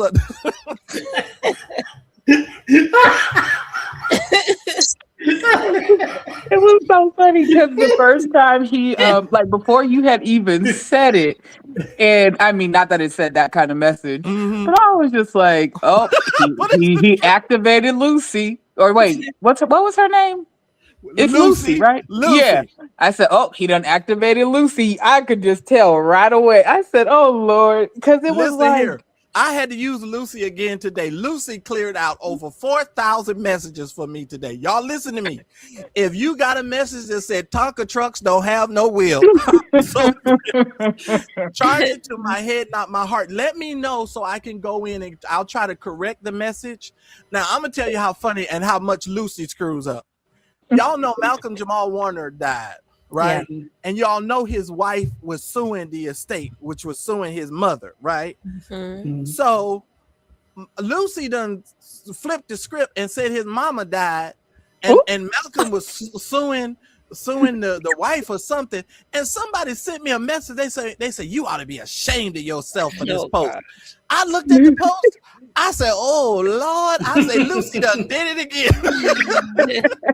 I deleted the post so quick. All I'll do is delete it. If I make a mistake, I will correct it. But y'all, I have to use technology. Imagine being a content creator who has almost 40-some thousand followers. By the way, we just passed 9,000 followers on Facebook. That's what's up. You imagine trying to answer everybody's responses. I'm only one guy. So Lucy is very helpful to me. It really is. Jonathan, I appreciate you coming up. Now I'm going to go let the ladies start first. Y'all give me y'all final thoughts. Let's start with being beautifully honest. And you can just say whatever you want and so we can get out of it. Can y'all believe we've been here for 3 hours? This is the longest live I have done in so long. Well, the jokes kept writing themselves. So I know, right?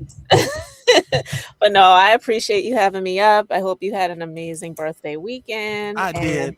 Did y'all see the picture of my barbecue? Did you see the picture? Oh my God, that barbecue was so good. That barbecue was delicious. Yeah, I did. And I went to IHOP. I did my barbecue. I didn't try to go get all the free stuff. Because, if you have all these apps, they give you free stuff on your birthday. I was like, okay, I was already full. I was like, no, I'm too old for that. And then I don't like the way when my stomach is bloated, my stomach is hurting. I don't like that feeling. That's the worst feeling in the world. Yeah. Yeah. But no, I'm good. So I appreciate you letting me come up and just chit chat for a little while. Well, I appreciate you. Terry Hughes, I see you there in the chat. It's so good to see you. Go ahead, Mary.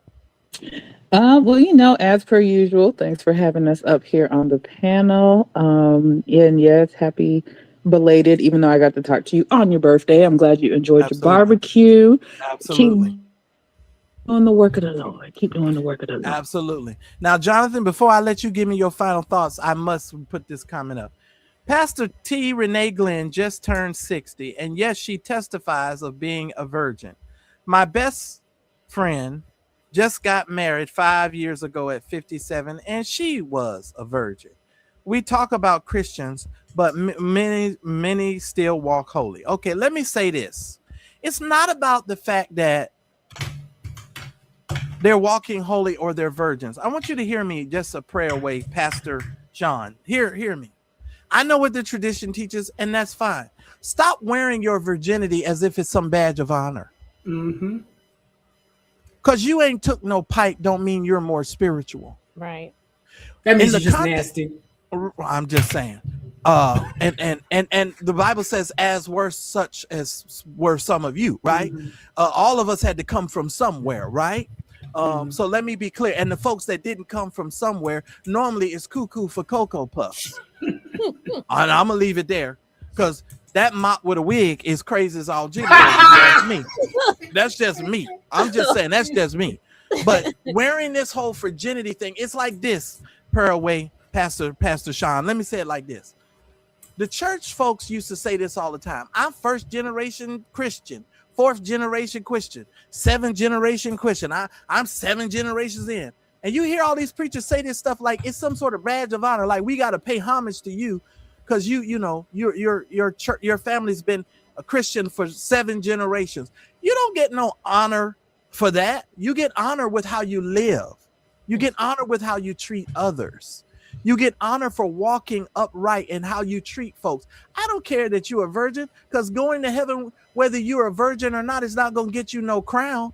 I tend to believe when you probably get to heaven, they probably going to tell you, you should have got you something before you showed up. Yes, right? Yes, but yes, not only that, absolutely, like, yes. Whoever said that virginity was the only mark of holiness? I'm pretty sure there's a lot of unholy things that they do that's not sex related. So don't even do that. Right, and that's a very valid point, Mary, and honestly, that was the point that should make me shut up and move on. Okay, Jonathan, you give me your final thoughts, because that was honestly the point. What you just said is the point, Mary. Go ahead, Jonathan. 3 things. The first thing is that what she said about Pastor Glenn. That's not only because biologically that's just nasty. You need some form of release as a man or as a woman. Your body was not made to hold all that for 60 years.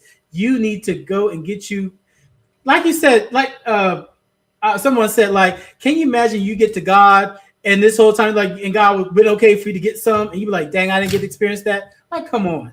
Seriously. Yeah, because they misunderstand the scripture. You can't tell them about Hebrew and Greek. You can't take these people into the word and tell them the etymology of the words, because the moment you do that, they call you a heretic and say you're a liar. But then if you got to go through it line by line, context, and you can show them in the scripture and they be like, oh, it's crazy. I've had to learn this over the years. But let me say this, because somebody just asked me a question in there. Somebody said, what was the beef, Jonathan, between Iona Locke and Marvin Winans? What was the true beef between them? Do you know? No, I don't know. I've always wanted to know what was the beef. And that's somebody said, well, was Iona Locke a lesbian? I'm gonna leave that alone. I ain't even I'm gonna leave that right on. I think her and Karen Shawa had a thing going on, but that's I'm not, we ain't gonna go there. I'm gonna leave that alone. You said 3 things. Go for it. Yes. Second thing is another church that had an awesome choir ministry, and they literally got rid of the choir box altogether. I didn't know it was possible. Temple of Deliverance in Memphis. You talking about down there in Memphis? Yeah, the choir box is gone. He got rid of it. It is not even there. There's no stands, no musicians, no nothing.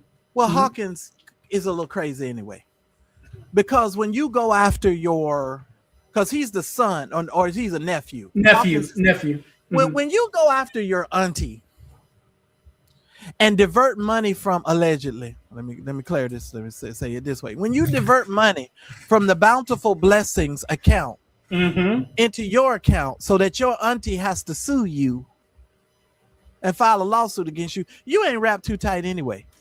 But didn't Bishop G. Patterson set it up in a way that wouldn't have happened? That he did separate the money? But he still did it. The Hawkins still went in there and took the money. He still did it. So, it is what it is. But I'm just saying, I don't put anything past him. When you will mistreat her after the years of service that her husband and her gave to the church, and you will do that to your own auntie, you would do anything. You'll do anything. And the sad thing about it is that they never had any children. Not from a lack of faith or lack of not trying. Right. That was the sad thing about them. They never had any children. G. Patterson, he was mentored by Mason. I think him and Blake were mentored by Mason. And the last thing I just want to say is this: thank you so much. The last time I think you did a live this long, I think I was on the panel. So I will. So I know, like. If you want to prolong the live, you need to come on up, Jonathan. Because honestly, you gave me energy. You really did. Because I was like, oh, am I going to go live? Because I have no energy. I'm really tired. And I was like, okay, am I going to do this live? And you really gave me all the energy I needed. So I appreciate that. So y'all applaud Jonathan for coming up here, because that was all Jonathan. Now listen. If you want to hit me up on Instagram, Twitter, LinkedIn all my handles are Coop.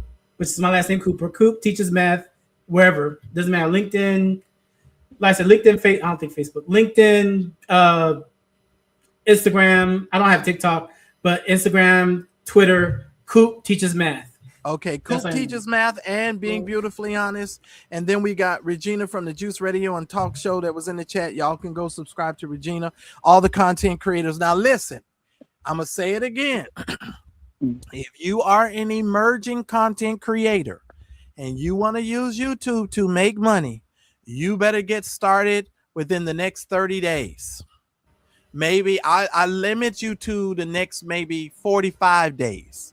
Because between now and February the 7th of 2027, when February 7th of 2027, it doubles the requirement what you need to do in order to make money. Now, here's the kicker. They're going to make money off your content, whether you monetize or not. Yeah. Right.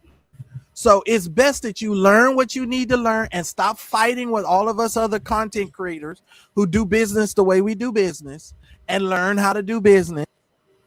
Take TD Jakes' words if you don't want to take mine. TD Jakes, they do business until Jesus comes. That's what he said. So I want y'all to learn the business, learn what you need to do, and so forth. And I'm gonna leave it at that.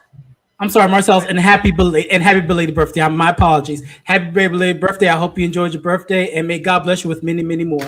Yeah, the only thing that would have made my birthday even better if I got laid. That would have been really Lord Jesus. He needed some Tiggo bitties for his birthday. How much you have to give your cash? But that didn't happen. Now let's take up an offer for that. Let's take an offer for that. So how much we got to give? How much we got to give in your cash app? Wait, listen, and to the saints, don't worry, because I haven't been doing anything. Not because I can't. It's just because I've been working so hard and so focused. That is not where my attention is, and the Lord has been keeping me. Amen. Now there was one lady that was over here on this platform. She said I had dry penis. That's what she said. She said about it. Hey, but it's all right. There's a couple of things. Carn, he probably got some girls he could refer for you for the next 9 months if you need it. I don't want them hoes. Those are pass arounds. Oh God. Or, exactly. That's like Jamal Bryant's baby mama. You serious? Huh? Wait, doesn't Carn allegedly have an STD? I wouldn't be surprised. Allegedly. Google is y'all friend. Just Google it. All you gotta do is Google. But if you don't want the referral from Carn, our good brother Bishop Kev on stage, Kevin Fredericks, he already told people what he do. Yes, he beat that meat. Yes, he beat that meat. And he's married. And I'm in on this note. That's why that whole is better to marry than to burn crap. Mm-hmm. I keep trying to tell y'all you don't have the proper understanding of the text. Exactly. Because there are a lot of married people who are burning. Mm-hmm. Yeah. That's why they have to beat their meat. Because they burn it. And honestly, because they may not be able to even afford to have their spouse travel with them. So what you supposed to do when you rope? Listen here. We better get off of this live before I mess around and go somewhere y'all don't want to go. Praise the Lord. I got to end the show well. Because y'all know how I am. I'm a real person. I don't play these church games, the rest of y'all. But to the saints who got your 15-pound Bible and your 10-pound cross around your neck, praise the Lord. Hopefully I haven't said too much to offend you. We like to laugh. We like to have a good conversation over here. Praise the Lord. You've been able to see a train on this here episode. You've been able to see all sorts of things, and we've had a great discussion. Shout out to the panelists, Darielle, Jonathan, being beautifully honest, and Mary. Listen here. I don't believe Renee T. Glenn is a virgin. I do not believe that. I'm going to tell you why. Because I believe even if you rubbed one out, that counts. I believe if the Energizer battery or Duracell became your friend, it counts. I don't believe that you're going to be able to convince me personally. It was like AC Green when he was in the NBA trying to tell everybody he was a virgin. I've been to the NBA playoff, an NBA All-Star game. There's no way in God's green earth, if you are a heterosexual individual and you go to the NBA playoffs and to that whole NBA playoff weekend. Oh, you gon' somebody getting taken down because it's a plethora. It's so much there. I'm just telling you, it's so much there. You can pick and choose. Boom, boom, boom. I've seen it done, and we'll leave it there. Listen to me carefully. I don't believe it. Now, if she is a virgin, let's say she's a 60-year-old. Wait a minute. I got to get this out. Let's say, for instance, she is a 60-year-old woman who has never had. Come on, Pastor. Let it out. Come on, Pastor. Okay. She's never had any penis at all. I want you to hear me and hear me carefully. I can't trust a woman to preach for me who has not at least had any penis. Yeah. I'm sorry. I can't. You can't be my pastor. Because how are you gonna deal with a married couple and their frustrations when it comes to having sex? Because you know that's what they're gonna do. They're gonna go to their pastor, right? They're gonna go to the pastor and say, "What advice can you give? What advice can she give? What advice is she gonna be able to give? Except you need to go see somebody else because I'm unqualified to help you in this area." I'm just saying. Or it's possible she has that condition that cigar vlogger said that I'm just saying. No, I don't want a pastor who's, to me, that's an excuse. When church women do this, it's an excuse that Jesus is my husband business. You are single and you're a virgin because no one wanted to screw you. I hate to say it this way, but let's just tell the truth. Hey. Most people are only as faithful as their options. You cannot tell me if some man was offering you and coming to you. You're not gonna tell me. Oh, so you're a Wonder Mighty Morphin Power Ranger. You swash his penises away in an instant. You understand? So none of these penises can get anywhere near you.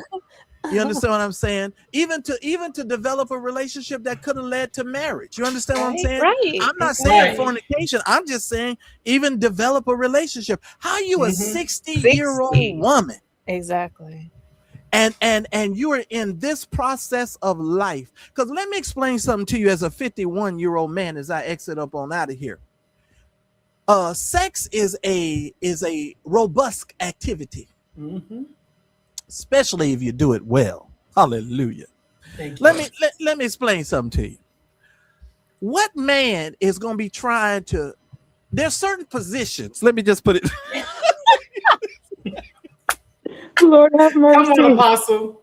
Let me say it this way. There are certain positions that you might have been able to do in your 20s and 30s that you darn sure ain't tried in your 40s, 50s, and 60s. Hello. There are certain things that you are doing a little different, okay? Now, imagine a 60-year-old woman who looks like a mop in a pair of tennis shoes.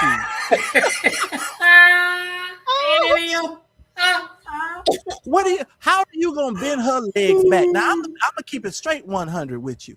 Where your legs going? I know the exact position that you must be in for this in order to be an enjoyable experience. Otherwise, you're going to probably pass gas. Some things are going to transpire in this whole situation. Yeah. I'm just saying, because grown people that's been there know what it's about, right? I'm just saying. Now, yeah. Now, for her, she might be able to pull it off, but it's going to be head down, ass up. These comments. I'm just saying. Look, they got accessories. They got pillows to make it comfortable for you. If you need some orthopedic support, they got you. They got you. Well, she's already wearing orthopedic tennis shoes, so you know she's gonna need an orthopedic pillow. Yeah, she just might need that little triangle thing. Help her out a little bit, little back support, lower arch that back. She need a lot of it at 60. I mean, this is nothing to be bragging about. It is not. This is nothing to be standing in front of a congregation and be talking about. I'm a 60-year-old virgin. I'm just saying, no. No. Just stop that. And you're not more spiritual because you're a 60-year-old virgin. No, what you are is somebody I need to side eye. Because let me tell you something. Let me just tell you from my personal experience. And I know I said I was going to end it. I started having sex when I was way too young. I'm being totally honest. If I told y'all how young I was, you would gasp. I'm telling you, you would gasp. Here's the thing. And to be honest with you all, one of those situations I didn't even want to do. How you make it through the hood? You never play hide and go get it? Like, what kind of black people are these? Because I don't know. Now, I'm just saying. And what kind of men you been around? You ain't never had nobody tickle the nipple or nothing? You done made it all the way across the tapestry of all these years to remain a 60-year-old virgin in orthopedic shoes. That is not a flex. I'm sorry. It's not. And you can't flex a lot of times at that age. So I don't understand that. My favorite game as a kid was hide and go get it. It was my favorite game. I ain't even gonna lie. Until this one girl, she wanted to get caught. I mean, she was falling all down in front of me. I was like, oh God. I was like, this is gonna be a mess. This is gonna be a mess. I mean, I'm just saying, and we all grown, and one of these days we have to have these. I just don't understand this kind of mentality. It don't make you more saved. It don't make you more Christian. It makes me view you with some suspicion. There's no way in God's green earth this woman went 60 years. And no man approached this woman, and nothing went down at all. I even remember one Bishop Wanda Davis Turner one time telling me about how she used to call her husband or her boyfriend in the middle of the night and da. What, lady? What? 60 orthopedic shoes? Oh my God, I would love to hear the cigar vlogger's take on this, because I could just hear him. I am dying at film festival. She said, as a semi-retired 304, I approve of this message. I think she might be lying too. Oh, she lying. I know, these comments got me rolling. She lying. And that's why I don't like, because see, they do this in holiness. Because I grew up in the church where, and see, this is why I'm probably talking about this too long, because this pisses me off. Because you give young people unrealistic expectations to try and live up to. Exactly. And see, Frandrew, you've had the experience. She's claiming she never had none. So at 60, can you imagine her trying to play hide and go get it? It's the puppy style for me, Tara. If you listen, I'm gonna be honest. If you done waited this long to get some, lady, stay single and go and meet Jesus as a virgin. Exactly. And I'm gonna tell you why. Let me tell you why I think you should remain a virgin. Why give some man the 60-year-old version of yourself when you are not at your most optimum personhood? Exactly. Or if you do get married, marry you an older man who not gonna want to knock boots at least maybe once every couple of weeks or maybe once a week, or who still got a little bit of something there. Because if you marry somebody who wants to cross over the threshold of your thighs, I'm just saying, he is going to be quite frustrated with a 60-year-old virgin. And I keep saying virgin because I know that ain't true. That's why the Holy Ghost keep making me say virgin. Look, and that's why a prayer waits. That's why she said what she said. She said that, what did she say? True, but I thought you phrased it as though she was a liar. We don't do the we don't have to embarrass folks for being a virgin, is what she was saying. No, and I'm not trying to embarrass her. What I'm trying to say is logically you coming out here and always throwing that out as a badge of honor, because I done seen her in multiple sermons talk about the fact that she's a virgin. I done seen it several times. That don't do nothing for me. Yeah, my thing is just get a new gimmick. Like, for me, I feel like it's a gimmick. Just get a new gimmick at this point. Listen. Yeah, this is 2026. Like, that definitely ain't no flex. Listen here. Even Kobe Mitchell was in the tall grass. That's what I'm saying. It's like you. I'm just saying. You talking about she gonna find a virgin? Who Frandrew? 60-year-old man. He got blue balls. He ain't no virgin. He needs a hospital. and let me just tell you this as a man. There's no way, because I ain't even about to get into it, because there are some days your stuff can shift the wrong way in your pants and you be like, whoa. I salute you too. Are you kidding me? Are you kidding me? No, I salute you too. I don't play these games. I salute you too. That's what I'm getting over. I salute you. No, for real though. I don't play with grown-ups like this. Stop playing this game. And I'm gonna end with this. When I went home to my old church that I grew up in, there was a man who stood up. He stood up and said in front of the whole congregation, I swear I can't make this up. He said, "Oh, I don't never get tempted by no woman, because I live holy and holy." And he went through this whole rigmarole. And then it was my turn to get the microphone. I got up in front of that whole church, and he was so mad at me. He wanted to fight me. I said, I don't want another man to stand in front of me telling me he never gets tempted by no woman. Don't you ever say that to me in my face ever again in church. Because if you don't get tempted by something, something, and notice how I'm wording this, something. Yes. Because everyone got their own flavor and style they like. Then you are not alive. And we need to go really get you some help. First of all, because it makes no sense for you to say those types of things, not to adults. Because I can walk outside here and go to the El Pollo Loco, and I guarantee you I'm going to see something that's going to make me say, hey, what's up? How you doing?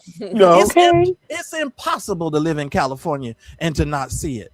It's impossible. That's why I think every man ought to be able to live here at least once in your life. But well, anyway, with all due respect, there are people who are asexual, but we know that these people that we're talking about ain't those type of people. So in the words of Antoine, I forgot his last name, hide your wife, hide your kids. Oh, yeah. Anton Dodson. Yeah. Hide your wife, hide your kids, hide them, because you don't know. Hide your pets too, because they might be, you know what?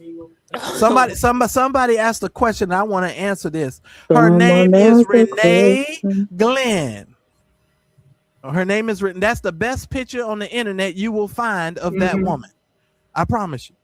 Actually, it's T. Renee Glenn. T stands for Tammy. She's like Cindy Trim. She has a first initial, so it's T. Renee Glenn. So because when I looked at he's correct. Because when I looked it up, that is what it said, but I cut it short anyway because it doesn't matter. Because these people are a dime a dozen, and we got a new miracle worker every 6 weeks anyway. All right, I like Frandrews, and with that salute, another meaning of going up yonder. All right. Well, y'all don't go nowhere. We about to end. Y'all stay put until I come back up and greet y'all when the show goes off. Listen. All right. Stay put. I appreciate every single one of y'all. I love and appreciate y'all. Listen here. If you look like a mop in a pair of tennis shoes, not only do you need Jesus, but you need a husband too.